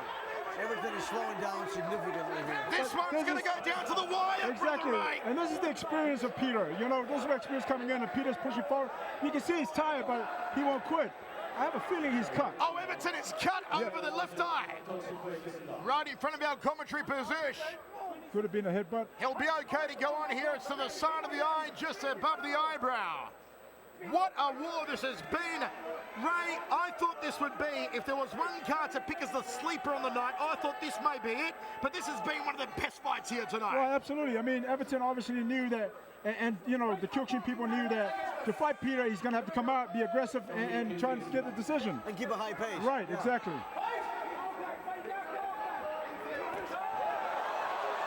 Good jab from Teixeira. Peter tries to drill the Muay Thai knee. Overhead right. Listen to this place erupt. Peter smells blood. He smells it. Yeah, exactly. Well, literally he smells it, but... K1 is Oh, you should. It's right there. And we come to the end. Ray, will we go another extension No, round? Peter won that for sure. I would. Peter won that round for sure. Mike. He's speechless. No, I was, you know, I'm squished between Australia and New Zealand. If there was an island between the two, that would be me. Let me give you a hint for broadcasting. When I say Mike, it That means means you you. speak. I thought you fixed my mic. I thought you I'm thought not my talking mic to was myself. off. Or maybe you were calling yourself. Okay, Ray thinks that Peter's got this one. Most definitely. I think Peter got it. Peter did exactly what he needed to do. The experience kicked in. He stayed aggressive, and that's impressing the judges. He stayed moving Absolutely. forward.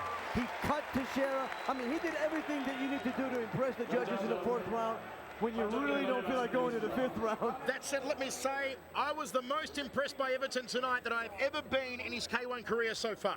I agree. I mean, that's the best fight I've ever seen him fight. Again, we go back to, you know, the last time he fought, it was a sleep fest. He came out tonight and proved that he can be exciting, and that's exactly what he did. So maybe Everton and Potorok as the alternates in the final of the World GP. They've been trying to find It's the candidates. first judge's call. Peter. He's done it! Peter Arts is back where he belongs! Mr. K1 returns to the Grand Prix! Brother Ray, one of the old guard is through! I'm excited for Peter. I'm happy for Peter. I'm a little bit sad for Everton because, you know, I love these two guys. Peter's a great warrior, he's a great fighter, he's a good friend. So it's great to see him there. Everton, on the other hand, he's a friend, he's a sparring partner. So I'm kind of torn in two places. But hey, at the end of the day, it's good to see Peter back in the Grand Prix. But so far, it's been the young guys that are moving forward and leaving the old lions behind. And here you got one old lion that got through, so it's got to get some blood pumping in you, Ray. Hey, absolutely. Hey, you know what? I'm going to be in the Grand Prix. Did I tell you that? No, I'm just I'm hoping that somebody will get into Bob. I don't want to, you know, send that sort of negative energy back. Just in case, I say you start your training camp now. I am. So you get more than a week notice. You be like, hey, you know what? I've been training. Yes, sir. Peter Ertz is through. Mr. K1 will be back in the Grand Prix. The only time he ever missed it was last year. He's been in every Grand Prix since it started in 1993. He'll be there again for the 2010 edition. Everton Teixeira, if I was wearing a hat, I would take it off to you, sir, because tonight was your finest performance. The great Francisco Chico Filio congratulating Teixeira. He did Kyokushin proud. And my word, am I excited, just like Brother Ray and Mike Kogan are excited. You should be excited wherever you're watching us around the world. Mr. K1 is back, baby. There's Murad Bouzidi, one of Ertz's proteges in the corner. What a performance. And folks, coming up next, Mighty Mo and Raul Cardenas.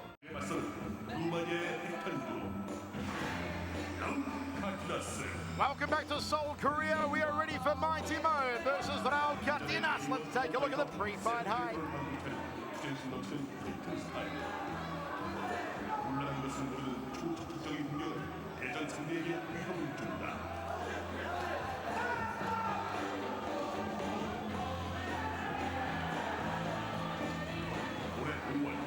실력자 카터 윌리엄스에게서 3번의 다운을 빼앗긴 1라운드 KO 승리. 장군의 행운을 주면 술공산의 청년 카타스가 토너먼트의 수풍을 일으킨 것입니다.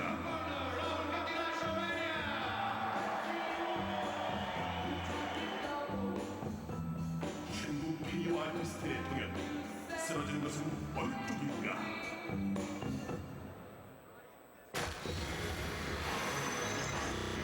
마이티 모델 라울 카트나스.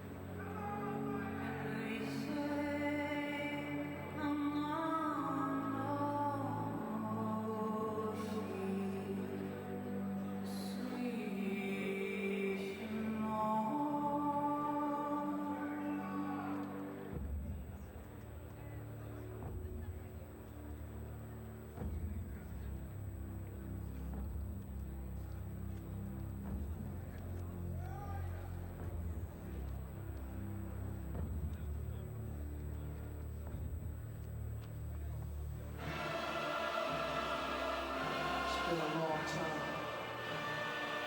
Been a long time coming. From Romania, now We've already seen one Romanian through in thumping fashion tonight in Daniel Gita. Can Raul Catinas make it 2-0 for Team Romania here tonight? The little anvil from Romania. This guy hits you, he hits you hard.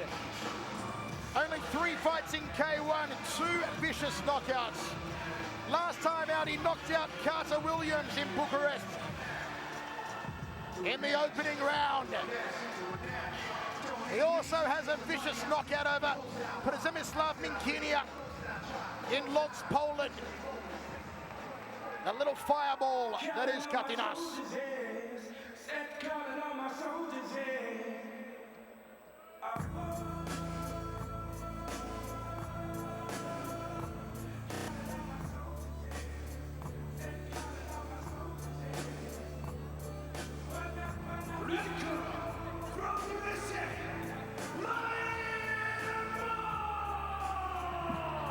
Mighty Mo comes in on only 3 days' notice. A last-minute replacement for Andrei Arlovsky, who was meant to be here in the final 16. Look at Mo. Mike, you're telling me he has lost 50 pounds. Mighty Mo is down to 270 pounds, which he hasn't seen since he lost his Mighty. So now he's got the Mighty back. He's back to being Mighty Mo. Is he going to put the Mighty back into Mighty Mo? Mighty Mo Saliga. And he's back with his original trainer, Eddie Mills, who made him Mighty Mo to start with. So we'll see what happens here. It has been a long time between drinks for Mighty Mo. You remember his outing to the K1 Grand Prix when he suffered one of the greatest highlight reel knockouts in K1 history against a little Thai bloke named Kalkai who weighed only 78 kilos. Right? The flying knee, that was ridiculous. The flying round kick. Oh, okay, I'm sorry. It was crazy. If you haven't seen it, YouTube it. Kalkai versus Mighty Mo. And brother, look at Mo. The shape here on Mo. Look at Mo. He wasn't lying.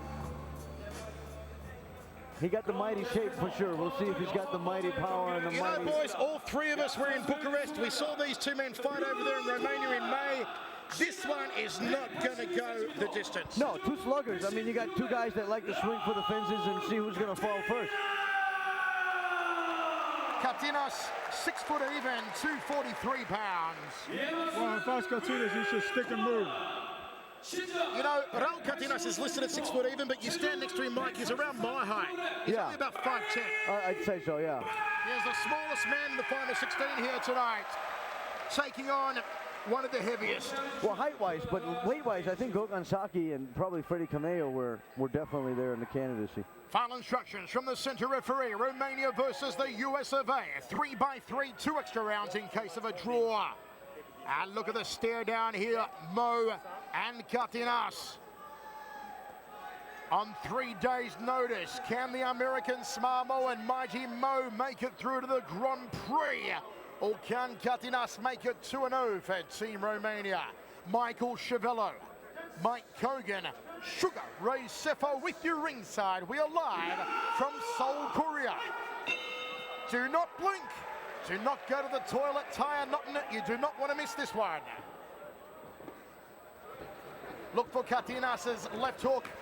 Look for Mighty Mo's thumping overhand right. And it's about to come. Mo always setting for that bread and butter shot, the money maker. Good outside leg kick from Katinas.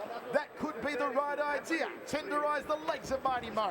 Well, absolutely, that's what he needs to do, to stick and move, low kick, stick and move. Mo needs to close that gap and find that uppercut left hook and a short overhand right. Katinas's game. He chops away 1, 2, 3 strikes to the lead leg. The bandaged lead leg of Mighty Mo. And this is good movement so far from the Romanian, Mikey. Yeah, and very uncharacteristic. Katinas is usually like a Mo-style fighter that'll charge forward and try to power shot you. And you're right, he's doing exactly what you said he should do. Stick and move, throw the front kick, slow down Mo. Mighty Mo throwing that overhand right. Katinas returning the favour. It is all Katinas so far. But if Mo lands that right hand, don't forget in 2007 in March, he was the first man ever to knock out Hongman Choi with an overhand right. Leg check there from Mo. I mean, Mo is telegraphing that overhand right. You can see it coming from the bleachers. Well, I mean, you know, he took this fight on what, 4 days, 3 days notice? No, I don't know where you guys get your data. Took this fight on less than a day notice, 12 hours. Exactly. I called him Tuesday and I said, you're getting on a flight in the morning. What, did we just see a head kick from Mighty Mo? Mighty Mo! Landing. It landed. He's lost some weight in his There goes the left hook. That's a count. No count. Only who slips as the referee. This is a good old-fashioned brawl. Katsinas is not to stand down. He wants to slug with Mo. He does not want to do that with Mo. He does not want to do that with Mo. This is what Katsinas does. This is what happens. The Mo train. Here comes the Mo train. Oh, he's on Queer Street. It's over. Katsinas is back in Bucharest, baby. He does not want to do that with Mo. Katsinas is right for the picking. The Mo train is steaming into the station.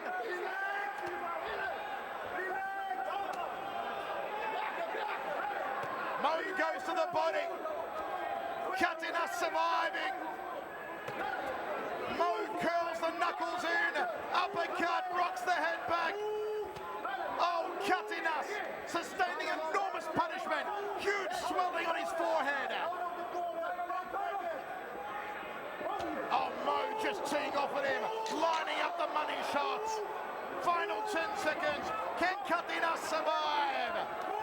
Goes to the legs. He tags Mo. He tagged Mo with the left hook. End of the round. Oh, crazy scenes here, Ray. Wow, what can I say? I mean, he was doing so well in the first half of the fight, half of the round. He decided to be stubborn.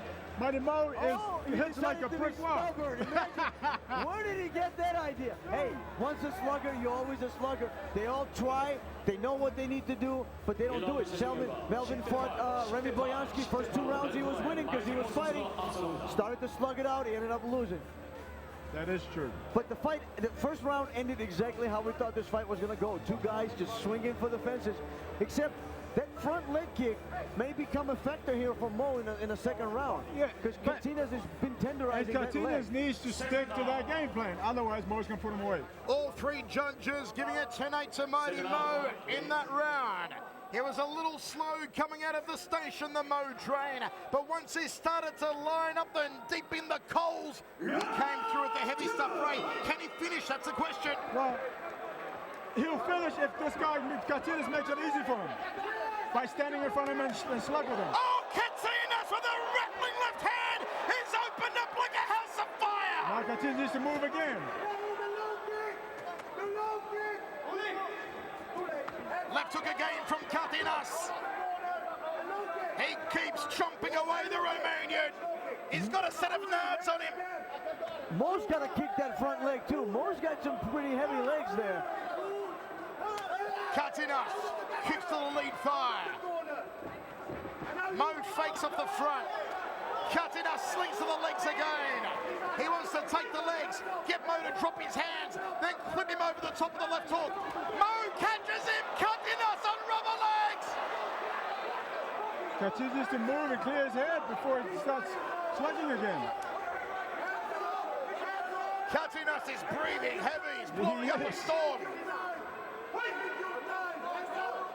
This is just a slugfest. Cardenas. Oh, Mo, counter right hand. Cardenas in that corner is yelling up for him just to keep jabbing and low kick. What a performance from Cardenas, a man who's only had 3 K1 fights. He's only 22 years old. His first time ever in the final 16, and he's taking the best shots of Mighty Mo.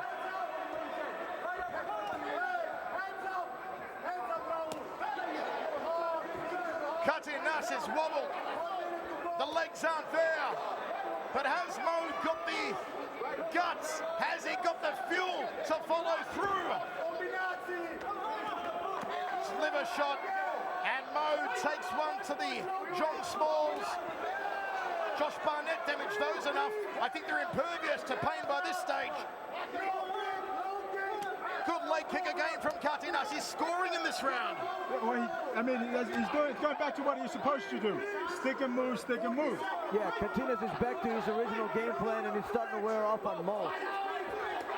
Mo tipping away, lowering the boom. Overhand right, left hook from Cardenas. Oh, he tags him with a left hook and then gets answered. 2 shots from Mo. How is it all Cardenas standing? They breed them tough in Bucharest. A knee from Mo. I think going back to Eddie Mills, he's actually done wonders for Mo. In just 12 hours on the plane. Imagine if they actually trained. I think he actually trained on the way here. Yeah, on a plane. He was doing push-ups in the aisle on the flight over from LAX. Big uppercut, almost took out a low-flying aircraft. Final seconds of the round. What a crazy fight. Cardenas comes forward and cracks the leg. My word, one more round remaining, Brother Ray. How do you see it? I think I'll give it to Cardenas. It could be a 10-all round for this It's possible, but I think Cardenas, Mo rocked him in a couple of, early in the first round, but I think it may go to, a draw. 2 judges gave it a 10-all, 1 judge gave it 10-9. So Mo is still ahead. And if Mo can just keep the momentum going here in the 3rd round, even at this pace, with this performance, he'll win the fight because he's got a 10-8 advantage from the first round. Mighty Mo got the 10-9 on 1 judge's scorecard. Mighty Mo still leads after 2. But Raul Cardenas, the 22-year-old, in the final 16 for the first time, shows he is not done yet. He shows no respect for Mo.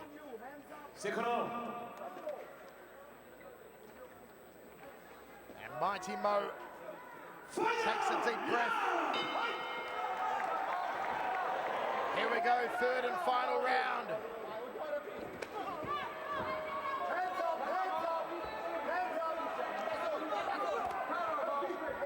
Body shot from Cardenas.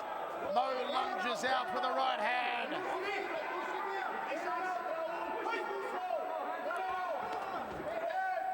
Leg kick from Mo. Overhand right from Mo. Hey, this is the best Mo look, and this is without training in a long time. Well, in a long time. Yes. He may not get the mighty back, but he's definitely on the way.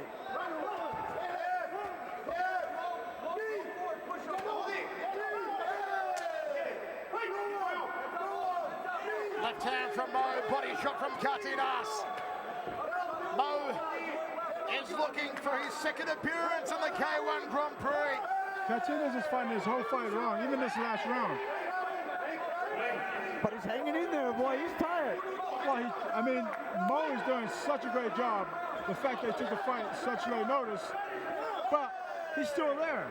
And Cardenas, he knows Mo is dangerous, so he shouldn't be there. He should be sticking and moving. Hey, Cardenas could be jabbing and leg kicking this whole round and probably put Mo away for the leg shots, but once a slugger, you're always a slugger. You can't take it away from him. That's his style. That's what he does. Going to the body again. And they spill That's a great takedown. And they switch to MMA right away. Mo puts him inside the guard and goes for the arm lock. Oh, I'm sorry, I didn't have it. Well, man, I thought he was going to go for an armbar. What more have they got left, these two warriors? Ooh, a face jab. Mighty Mo, all clinched up. Single confetti flying solo. He turns 37 in just a week's time, Mighty Mo. Oh, right hand! And Katinas answered with a knee to the midsection. Belly button through the back. Is that the 20th time that Mo's turned 37, or? That's the official age, though. Mo is past 37, baby. Rumor would be he's about 3 years older, eh? But Mo is like 47. I never believe rumors. Oh, happy 29th, Ray. When's that coming up? Yeah, I'm turning 21, as a matter of fact, tomorrow. Katina's getting a warning here for double clinching. Katinas is breathing heavy. And Mo got the much-needed rest. Well, they both got much-needed rest. Nice knee there from Katinas. He has never been in a war like this. Mo goes wild, firing the uppercuts. 33 seconds remain. You wonder what could have been had Mo had a full 8 weeks to train. Hey, very impressive from Mo. Left hook from Mo. Left hook from Katinas. He gets caught again, the Romanian. Can Mo drop him? Overhand right from the American. Katinas is spent. He's got nothing left. Mo trying to drop him, but Raul just won't go down. Beautiful. I think Mo's taking it for sure. I believe so, Ray. I think Mo's taking his fight. Oh, absolutely. Mighty Mo is going to get another berth in the Grand Prix. He hasn't been there for many, many a year. He is always the go-to guy. And this time, the go-to has paid off with a newfound resolve, a newfound physique, some newfound techniques.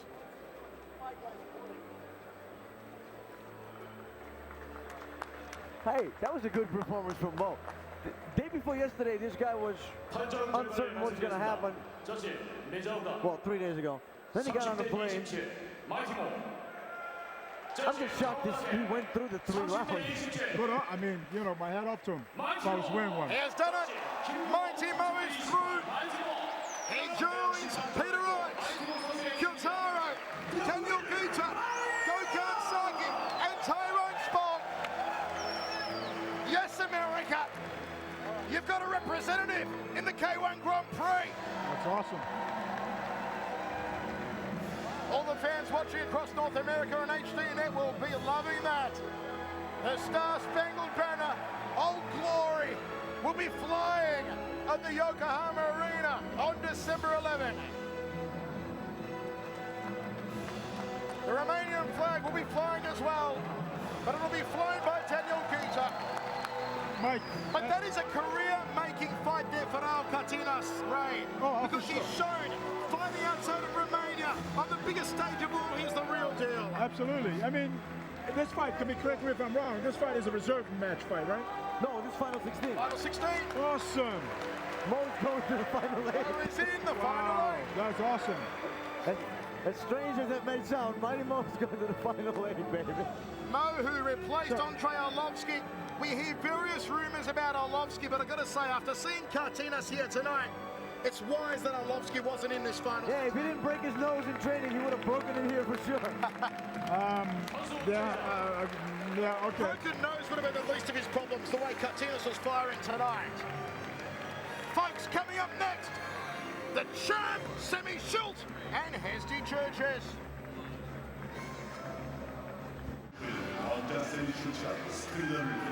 Welcome back to Seoul, Korea, the K1 World Grand Prix Final 16. Hesdy Churches and Semi Schultz coming up.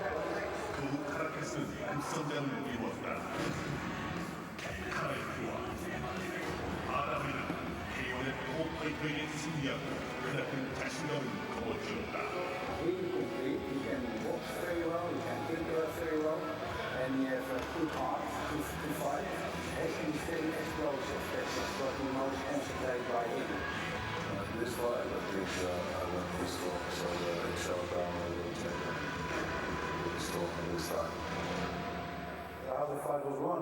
by disqualification. I don't think that's really a victory. 서한시 없을 정도로 압도하는 싸움. 이것이 왕자의 싸움. 세미 슈즈. So you need to enter for a humble this time? I want to be champion for 2010, and then for me it's the first time if I achieve it. 지루한 시합이라고 호평을 받는 건 이젠 옛날 이야기. 지금 팬들로 더하게는 강인한 상승이 보여주고 있다. What kind of fight I want to be? I don't care what kind of fight it is, but it's going to be a great fight. It's only, saying what I saw, it's not a big deal.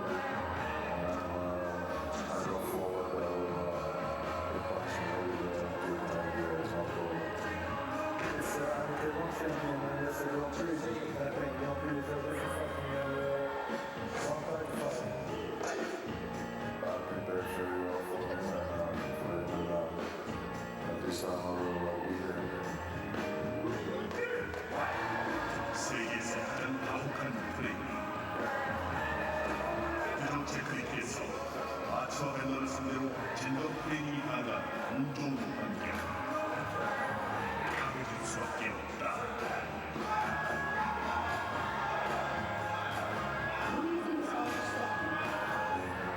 I want to stop him.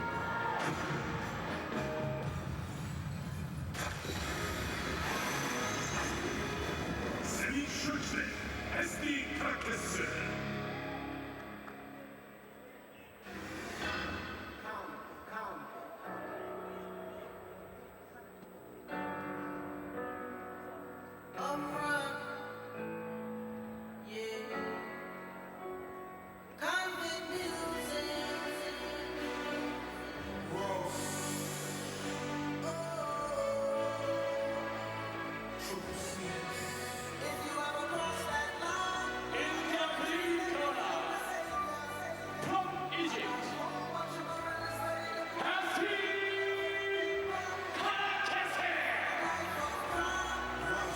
The Egyptian-born Dutchman, Hesdy Georges, 26 years old, 6'6", 220 pounds.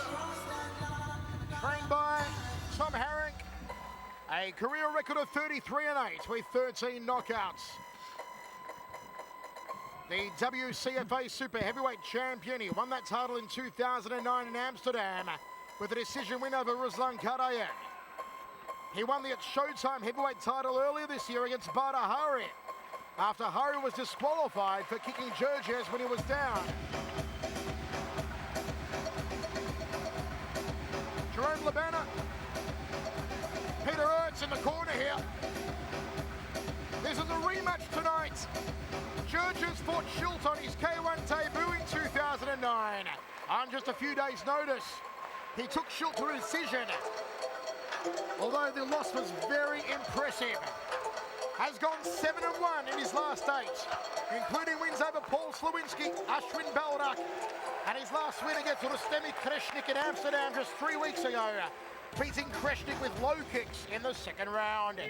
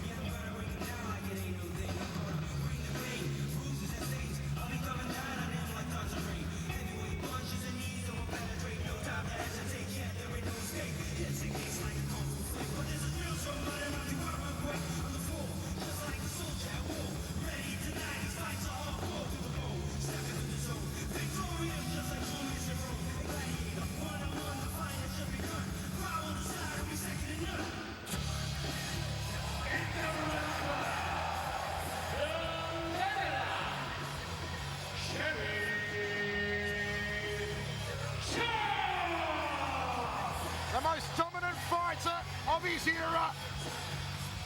The most imposing sight in K1. The four-time champion, Semi Schilt. Winner in 2005, 6 and 7 and 9. And last year he did it in world record time. 5 minutes and 52 seconds. Beating Bada Hari in the final. Schilt has never been beaten in the K1 World Grand Prix. He has been beaten in the final 16 before here in Seoul 2 years ago against Peter Urch.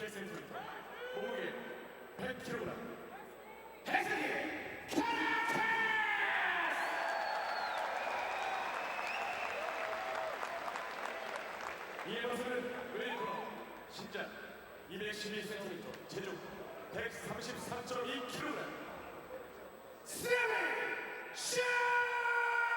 Semi Schilt, amazing record in K1, 33, 3-1, 16 knockouts. A towering fighter at 6'11", 294 pounds, and he fights every inch of that 6'11". He knows how to fight perfectly as a tall fighter, sitting behind his jab, behind his beautiful front kicks and his rising knees. He's got exceptional cardio, the work rate of a middleweight fighter, an amazing champion. But don't forget, last time Georges did take him the distance, and I said on only 3 days' notice. What can Georges do, having a full training camp for this one? Michael Chavello, Ray Sefo, and Mike Kogan with you ringside. Front kick from Semi as expected. Georges will go to the legs. Georges is a big man, but Semi makes him look small.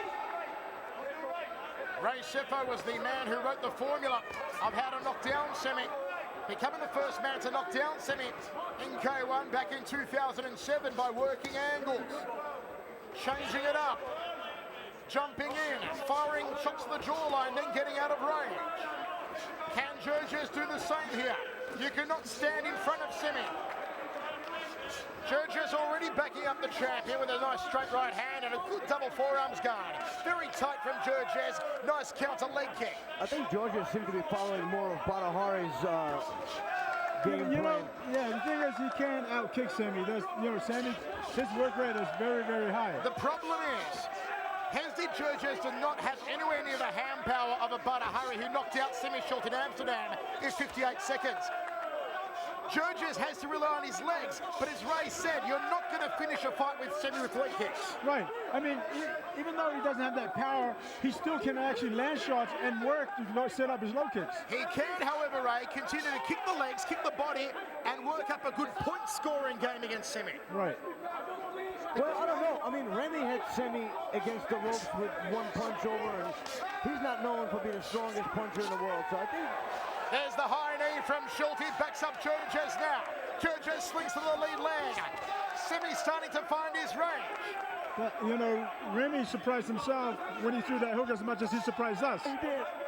I'll give you that. He did. Outside thigh kick from Semi. Nothing getting through that guard so far off the jab. Semi's got to switch it up a little. Still not getting through. Well, actually, it is. No, it's getting through. Yeah, it's getting through. If you look. Every one of those are getting through. No, it's more so. He's hitting the gloves, and that one got through. But Hesdy's gloves are ricocheting back against his face, and now starting to swell his own forehead. Again, hitting the gloves, but there's a lot of power behind that jab. Yeah, it could be the paint of the gloves being that's making his face look weird. Exactly. Yeah, it looks like it's swelling up slightly. Ooh, nice round kick there from Semi. Well, Semi is in his element right now, and if Georges keeps fighting this, it's going to be Semi's fight as all Semi fights. Exactly. Look. Front kick from Semi. Semi's with him. Punching. And Semi's getting more and more confident. Nice jab, too, from Semi. Now he's sitting behind the jab. I mean, that's Semi's moneymaker is that jab and that front kick. Jab, and that's what Semi's doing. He's settled in his element, and he's going to see this for the next 3 rounds, unless he can knock him out by some miracle. Right. End of the first round. Started well for Georges. Last move, though, for Semi, Ray. Absolutely, Semi took that round. His side is swollen. Those punches are getting through. That ain't ricocheting off of anything but his head. No, it's the paint of the glove that's making his face look red. All right. Right there. Look. Just an awesome jab that he has here, Semi Schultz. The size of his... Semi takes 2. One judge sees it as a draw. Hey, a shout out to Crooklyn who's watching, and she tells me that she interviewed Alasky, and apparently he did break his nose, and he's gonna have surgery soon, and he won't be available to fight again until December. Well, Mighty Mo would like to thank Arlovsky for breaking his nose in training and giving him the opportunity to be goes here. To the Final 8. Right. Speaking of shout-outs, Scott Coker, your, I guess, sort of a boss is watching this on HDNet. Scott, what's up, brother? We want to wish him all the best. Exactly. Ray's ready for that January fight. Oh, absolutely. Here we go, second round. Semi taking on 2 judges' scorecards. Nice right hand from Hesdy.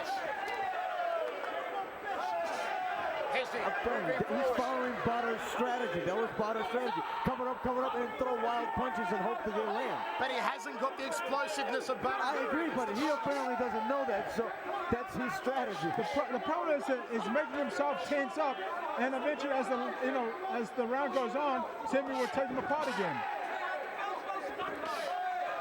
He's got a pinpoint his shot, trying to counter off Semi's shots. Schultz is just such a hard riddle to solve. They tie up again. A lot of instructions coming from Tom Herrick in the corner of Hesdy Jurjan. Dave Yonkers in the corner of Semi Schultz. Look at that right hand lead from Semi.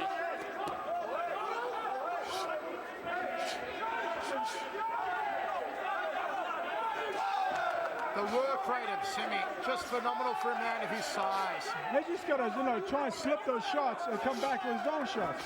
He's like just taking it, and what happens is he stands still in the middle, it's just going to push him off balance, and then by the time he fires, Semi's not there. Hesdy Jurjan trying to parry the jab, drops down to the midsection of Schultz. He also needs to change levels, go to the body, come back upstairs. Halfway through this round. Oh, the knee to the orbital bone. That was nicely done from Semi. He used that in the final 16 a few years ago to knock out Paul Slowinski. I just don't see Jurjan being able to change it up enough here, Ray, to confuse or phase Semi. Well, I mean, he's coming straight down the center. He's standing right in front of Semi. He's not changing angles.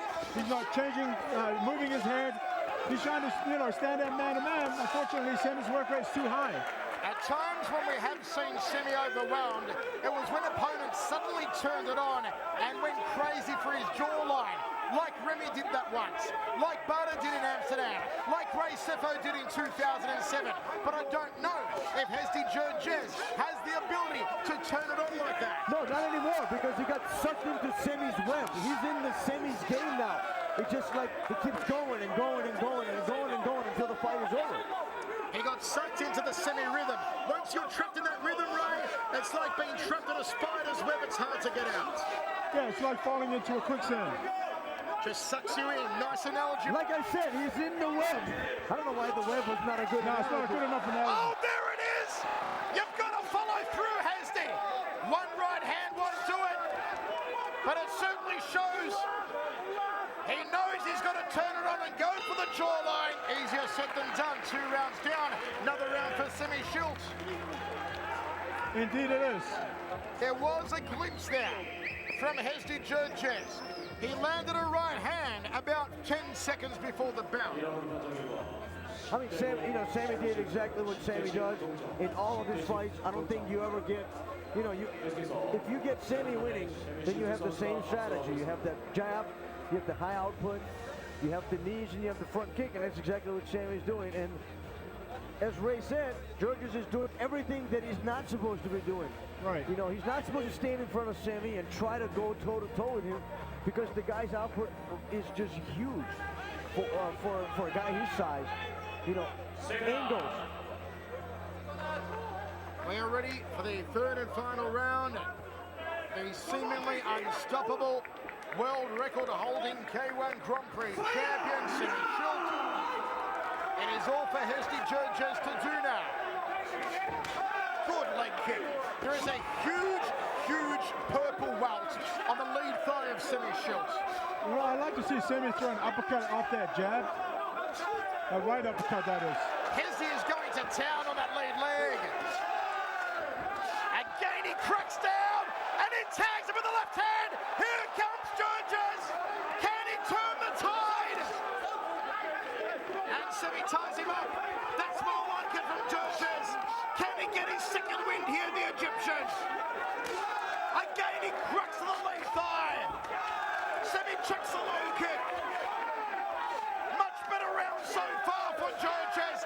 Beautiful knee to the upper left rib cage, then to the right. Georges winning this round so far.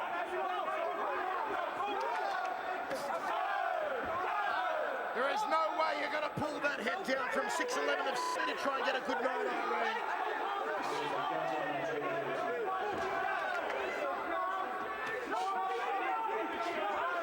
Georges goes to the lead thigh. Wants to drop it a little lower. Wants to sink it on the knee or just above. Left hook misses the target. Right hand leg kick. Georges is rallying. Georges is scoring. There's a good right hand. He's got to keep going. And he's got to follow through. He's got to follow through with that left hook. I mean, when he lands that right hand, Semi's chin is right up in the air. Because he has the power to knock him out is the question that hurt him at this point. Georges' corner are screaming, throw the right, just let your right hand go.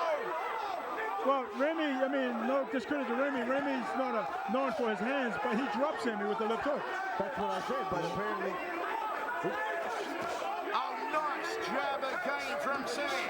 Georges ties him up. Georges is definitely scoring for the judges, and if he wins this round, this could go into an, I'm sorry, Semi won the Semi was going to win regardless. Yeah. Side thigh kick from Hezzy. Nice knee to the floating rib cage. Hezzy went for a knee and a beautiful Muay Thai dunk there from Semi Schultz. Georges straight onto his feet. He is red hot game here, Hezzy Georges. 30 seconds remaining of this epic contest. I like to see Semi throw that right uppercut after he lands that jab. Because Hezzy's just walking straight into it. Semi, three-punch combination. Georges tries to kick at the head of a man, 6'11". That's brave. Right hand from Georges. Semi turns him around. Got to watch the knee. Got to watch the knee. Semi's looking tired. That's the first.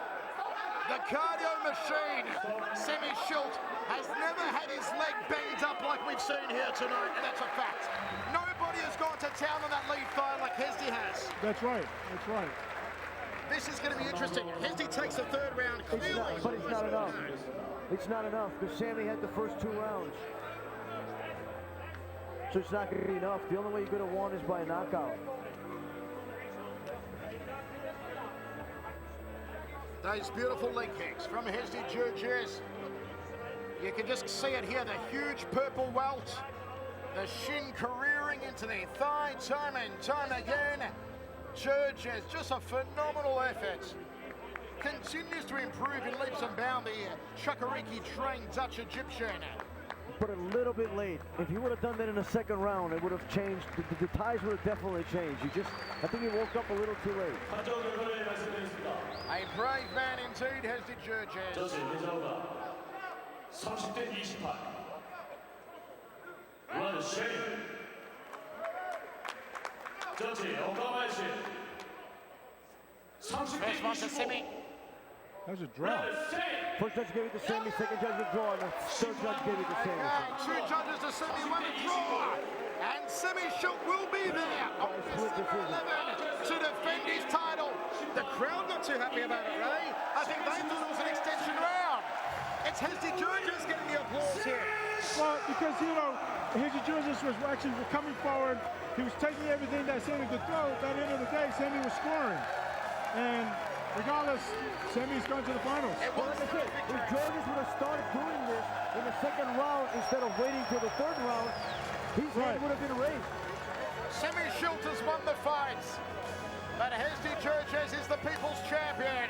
Regardless, yesterday you guys both said that Georges is a game for this fight, and watch out for him, and I think you're both right, because, like I said, it's just One more round earlier, and this would have been a different outcome. Spoon, Dave Yonkers, the Golden Glory team. Peter Ertz is there. And Hezzy Jurges, a tremendous effort. That's twice he has gone the distance with Semi-Schilt. And he came even closer this time. Schilt winning a split decision. Trying to curl the knee onto the orbital bone. Missed with the knee, tagged him with the left hand. But Jurges absolutely just mauled the lead leg of Semi like we have not seen another fighter do. I think he got into a shot, and Semi was like, no, this is where I take a picture with my trophy. Get out of here. Hezzy Jurges has the word fighter tattooed across his back. Has the word heart tattooed down. And he showed again here tonight he is a fighter with a massive heart. He came in as the underdog, a huge underdog. $1 bet on him would have earned you $6. $1 bet on Schilt, the shortest odds of the night, would have earned you $1.10. And Jurges shows he will be in K1 for a long time. But you know what? No. Folks, coming up next, the main event, Alistair Overeem and Ben Edwards. Last year was a test. This year. Welcome back to Seoul. The main event is here. It's time for Overeem versus the Governor, Ben Edwards.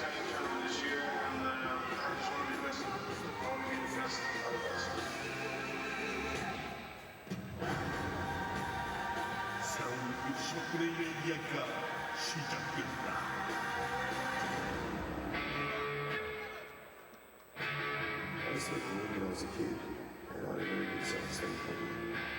And I was always a fat kid, I was always a big fat kid, and stood up for himself, taking my food, just little things like that.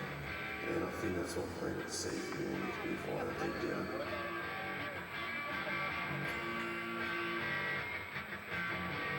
So I think that's all sort of coming out now a little bit. And I think, that's what started it all.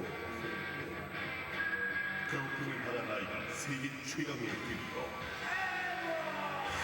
새로운 원력의 벤 에드워즈 7월에 열린 오세아니아 예선에서 K1 사상 최단이란 기록으로 모두 1라운드 KO 승리 멋지게 승을 거두고 파이널 16의 티켓을 거머쥐었다. That's a dream come true. I've been watching these guys fight since I was a teenager. And as soon as I saw them, I went forward. It's really just a dream come true. 그 싸움 틀림없는 슈퍼 어그레시브 으르렁거리는 주먹 빠르고 무거운 펀치는 알리스타의 턱을 잡을 수 있을 것인가. I've gone with kill or be killed before, and that seems to be pretty well. If I win the fight, not if I lose the fight, that's when you that's what the fight is. It's like final instinct sort of thing. I don't like fighting on winning or points. I don't like to a decision. I'd rather lose a silent fight than win a boring one. So kill or be killed, so kill or catch up. 괴롭힘을 당한 나이가 터진 세계로의 도전. 가능한 순간 거대한 몬스터 사냥. I think you feel anything is against them.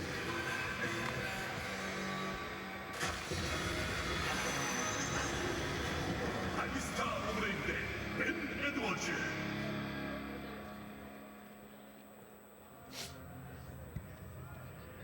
It is time for the final fight, the final ticket to the Fields K1 World Grand Prix on December 11 at the Yokohama Arena.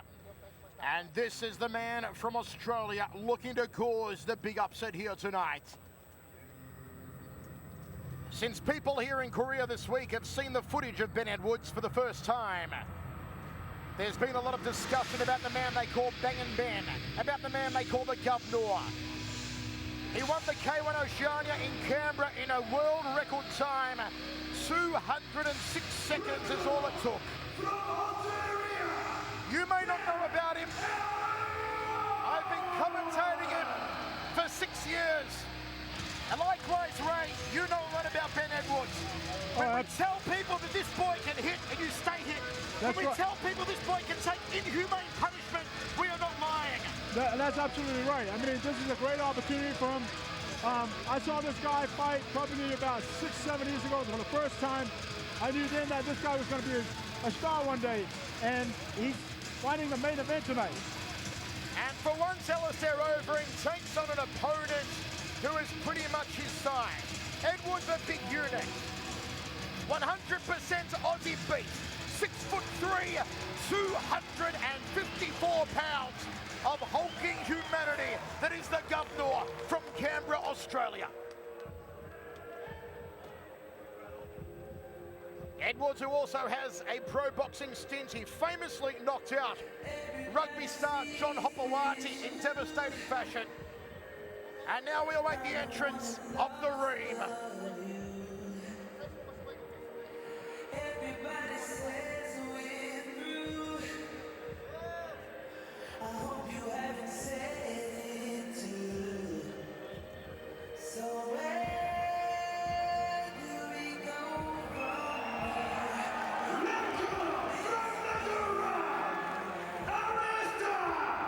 Alistair's changed his entry music.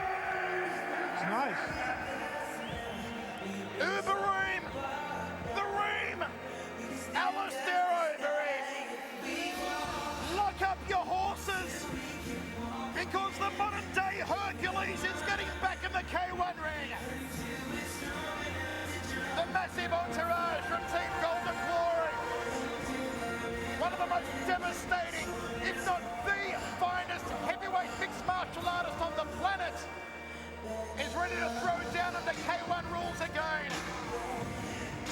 An awesome specimen, a huge individual. He's been training out of Team Golden Glory in Thailand for the last month, where he tells me he's not only been eating horse meat, which is part of his diet, he has now been eating shark steaks. Will he eat the Aussie beef here tonight, or will Ben Edwards produce one of the greatest upsets of all time? 먼저 블루 코너 신장 190cm, 체중 115kg 소개합니다. 벤 에드워즈!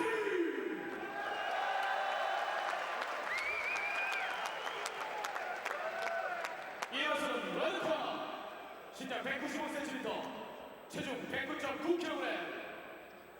큰 박수로 환영해 주십시오. Wow, have a look at him. You could screen a movie on his neck. Alistair Overeem is freaking huge. And you get the feeling this one will not go the distance. Both men with massive knockout ratios.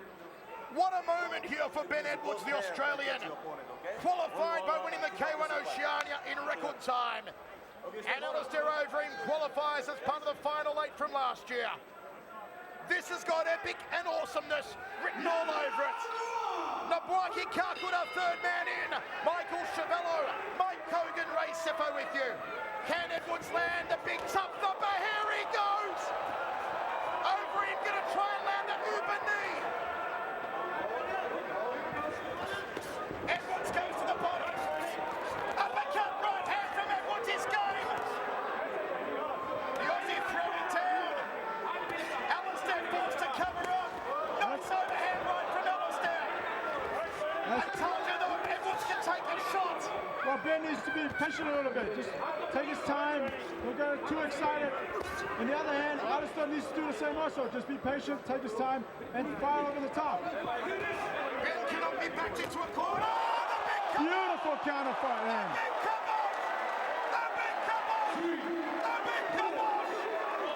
You know, Caesar's gone, but Benny's back up. I told you he can take a knock. Every time I see Alistair, he just impresses me all the time. This guy is amazing in terms of what he does here. Like the great Mike Tyson says. Edwards backs him up now. Benny Edwards is not done yet. Overeem goes to the legs. How powerful is Alistair Overeem? He is a monster. He is the modern day Hercules. But Ben Edwards is not giving up. Oh, again! Beautiful overhand right. Overhand right. Second It's knockdown. over. It's over. Second knockdown. Can Edwards get up? 6, 7. I told you he could take a beating. I told you he could take a beating. I told you. Here he comes again. Ben Edwards all heart. It is amazing. Ben Edwards all heart. Who gets up from one knockdown, let alone two from over? It's going to be an overhand right left hook this time. How has he survived? How has he survived? This is crazy. How do you get up? It's over. It's good night, Irene. How the hell did he get up from two overhand rights? I don't know. But I mean, like, you know, again, you know, speechless when it comes to Alistair. Every single time I see this guy fight, he just seems to impress me all the time. His hand speed, the way he countered with that overhand right was truly amazing. He did it again and again, and he ends up stopping the guy in less than 2 minutes. I did not see the Ben Edwards you two were talking about. All I saw is a guy blows one on a well-covered up, well-protected Alistair, and Alistair delivered 3 shots. Well, yeah, and Alistair's, I mean, his boxing is just unbelievable. I mean, he really showed tonight that he has great boxing. He was able to counter. He fired over the overhand right. Amazing. Ray, I think you hit the nail on the head, brother, when you said Alistair continues to improve and continues to amaze. Yes. The training in Thailand, the full-on Muay Thai training did him wonders. His timing, his strength, his defenses were all spot on the money here Absolutely. tonight. You cannot find one chink in the armor of Alistair Overeem. This man would wreck the heavyweight division of anyone in MMA, and he's looking like he's going to wreck everyone in K1's heavyweight division. He may be the only man in the lineup come December that can genuinely stop Semi Schultz. Well, and that's, you know, that's a true fact. You know, the way he looked tonight, very impressive. He was quick. He was on target. He counterfied it. He attacked. I mean, he's truly amazing. And very patient and reserved. Exactly. He did not get sucked into a slugfest exchange. He covered up well. And when he saw his openings, he countered. And every one of those knocked Ben Edwards down. I mean, his defense was amazing also. I mean, Edwards got quick hands. Overeem had his hands up. He was able to counter. War with everything. Like I said, a faultless performance from Alistair, who just continues to improve in leaps and bounds. It is scary to think what Alistair does, and you've got to give him credit. I know Alistair has his detractors, but you know what? He's the only guy in the world who is fighting in the very top elite level, being a Strikeforce heavyweight champion, and also being among K1's elites. It is an incredible performance and achievement. And fights like that just makes him even greater. South Korea. I hope you enjoyed my fight. It's always good to show great fights for your fans. You're awesome. And I would like to dedicate this fight to one of our friends of Golden Glory, who was killed in action in Afghanistan. Chief of the Navy SEALs, Adam Brown. I would like to dedicate this fight to him. This is for you. He is all class, Alistair Overeem. Thank you very much. Oosh. You know, I want to reveal for those HDNet fans in North America, a couple of days ago I shot The Voice versus Alistair Overeem, and you do not want to miss that one when it airs on HDNet, because you are going to see a side of Alistair Overeem you have never seen before. He's a gentleman, he's a hell of a bloke and a funny guy, and once again, Ray, as he showed tonight, he may very well be the man to beat come December 11th. Well, no, absolutely, that's without a doubt. If Semi's, I mean, if he's like Semi's going to have his hands full, because Alistair showed that he's got speed, he's got timing, and I mean, he's just, I don't know, you know, he just impresses me all the time. What also impresses me, let's give due where it is deserved. You don't get up after one knockdown from Overeem, but to get up from two overhand rights, not only get up, but rally back and give it a red-hot go. It was short-lived for Ben Edwards on the biggest stage of his career, but he gave it a good game shot. No, absolutely, absolutely. I mean, you and I have known Ben Edwards for years in terms of, you know, taking punishment and coming back. Unfortunately, he was fighting one of the greatest fighters in the world and couldn't come back, but he took punishment. And all of our combatants here, Ray, do you want to join them or are you going to stay with us, brother? You should join him. Yeah, okay. Go and get your dues, brother. All right. Congratulations. Thank you again for joining us, Brother Ray. It's fun with you always. guys. Thank you. Go enjoy yourself there. Thank Get you. those accolades from the crowd, Brother Ray. They still love you. What a night we have seen in your career, Mikey. Like I said, last year's Final 16 wasn't that good. All the fights went the distance except for Badahari versus Zabit Samadov. Tonight, brother, I have raised a sweat. What a violent, brutal, crazy night it has been. Phenomenal night. Well matched up fights. Every fighter delivered. Really trying to make a statement here. And as you can see, the tide is switching. The older guys are coming out. The younger guys If you had to flag a favourite going into December 11, out of the men who have fought here tonight, obviously you'd have to favour Semi Schultz. You'd have to put Alistair Overeem maybe as a joint favourite. Would they be the top two, Mikey? In your opinion, they are the top two in my opinion. See in the final is Alistair and Sammy. Gokhan Saki, great performance. I just think he's too small to go up against either one of those guys. You know who could pull off upsets? I'm telling you now, I'm going to go out on a limb with this one, depending on the draw. If he trains hard, if he gets even better shape, as a bit of confetti just flies into my eye, Mighty Mo could be the upsetter come December 11.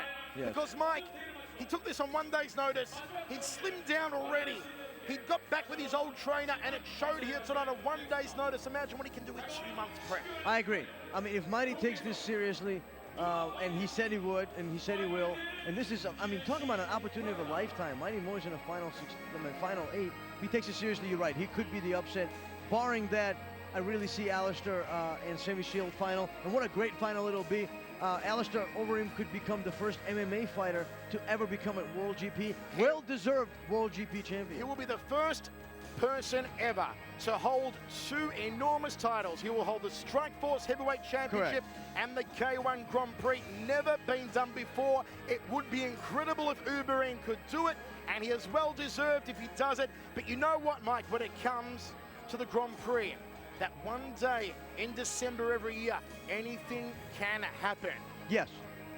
We have only ever seen 7 different men win the K1 Grand Prix since 1993.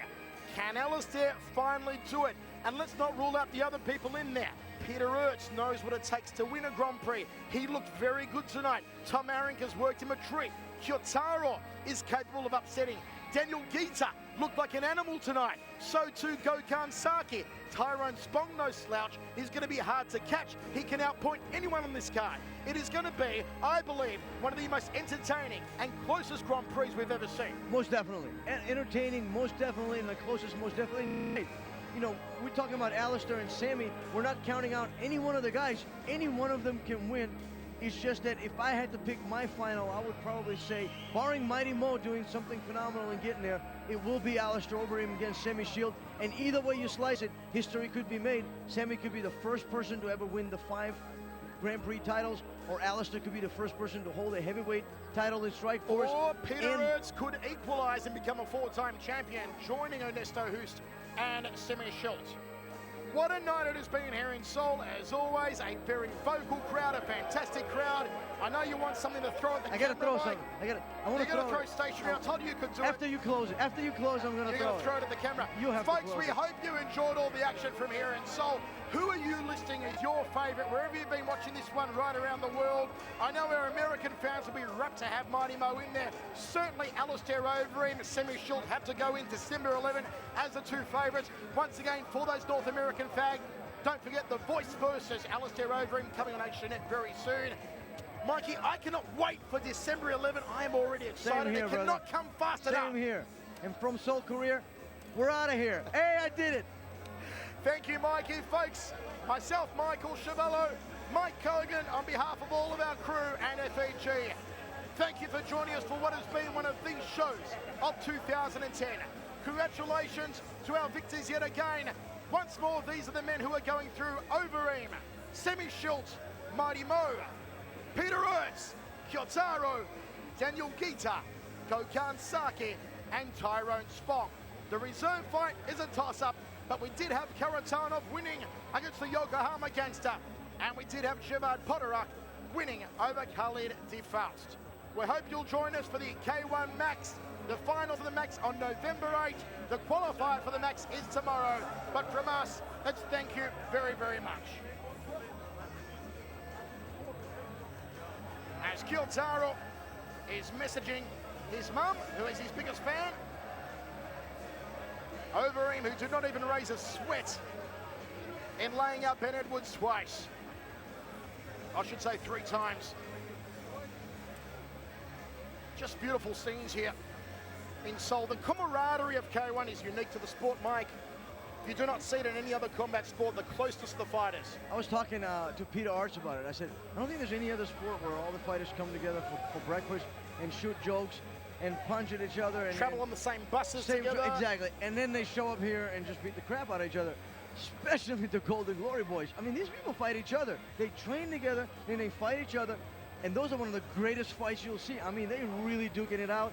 Here's Kyotaro. You gotta wonder what's going through Kyotaro's mind. He's looking around saying, I'm gonna be up against these monsters. Simi Schultz, Marty Mo, Peter Ertz.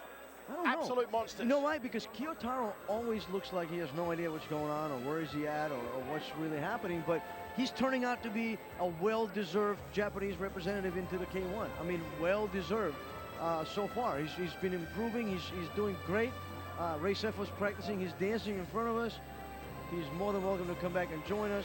Our timekeepers seem to be confused as to how much more time we have left, so we're rambling on. Sorry, guys. That, folks. Make sure you stay up to date. The official draw is happening in 2 days' time. It will be announced on K1official.com. Also, the K1 Official Twitter. You can also join us, Mike Hogan, at Chevello Voice. Okay, folks, we are now saying goodbye from Seoul, Korea. Kamsahamnida.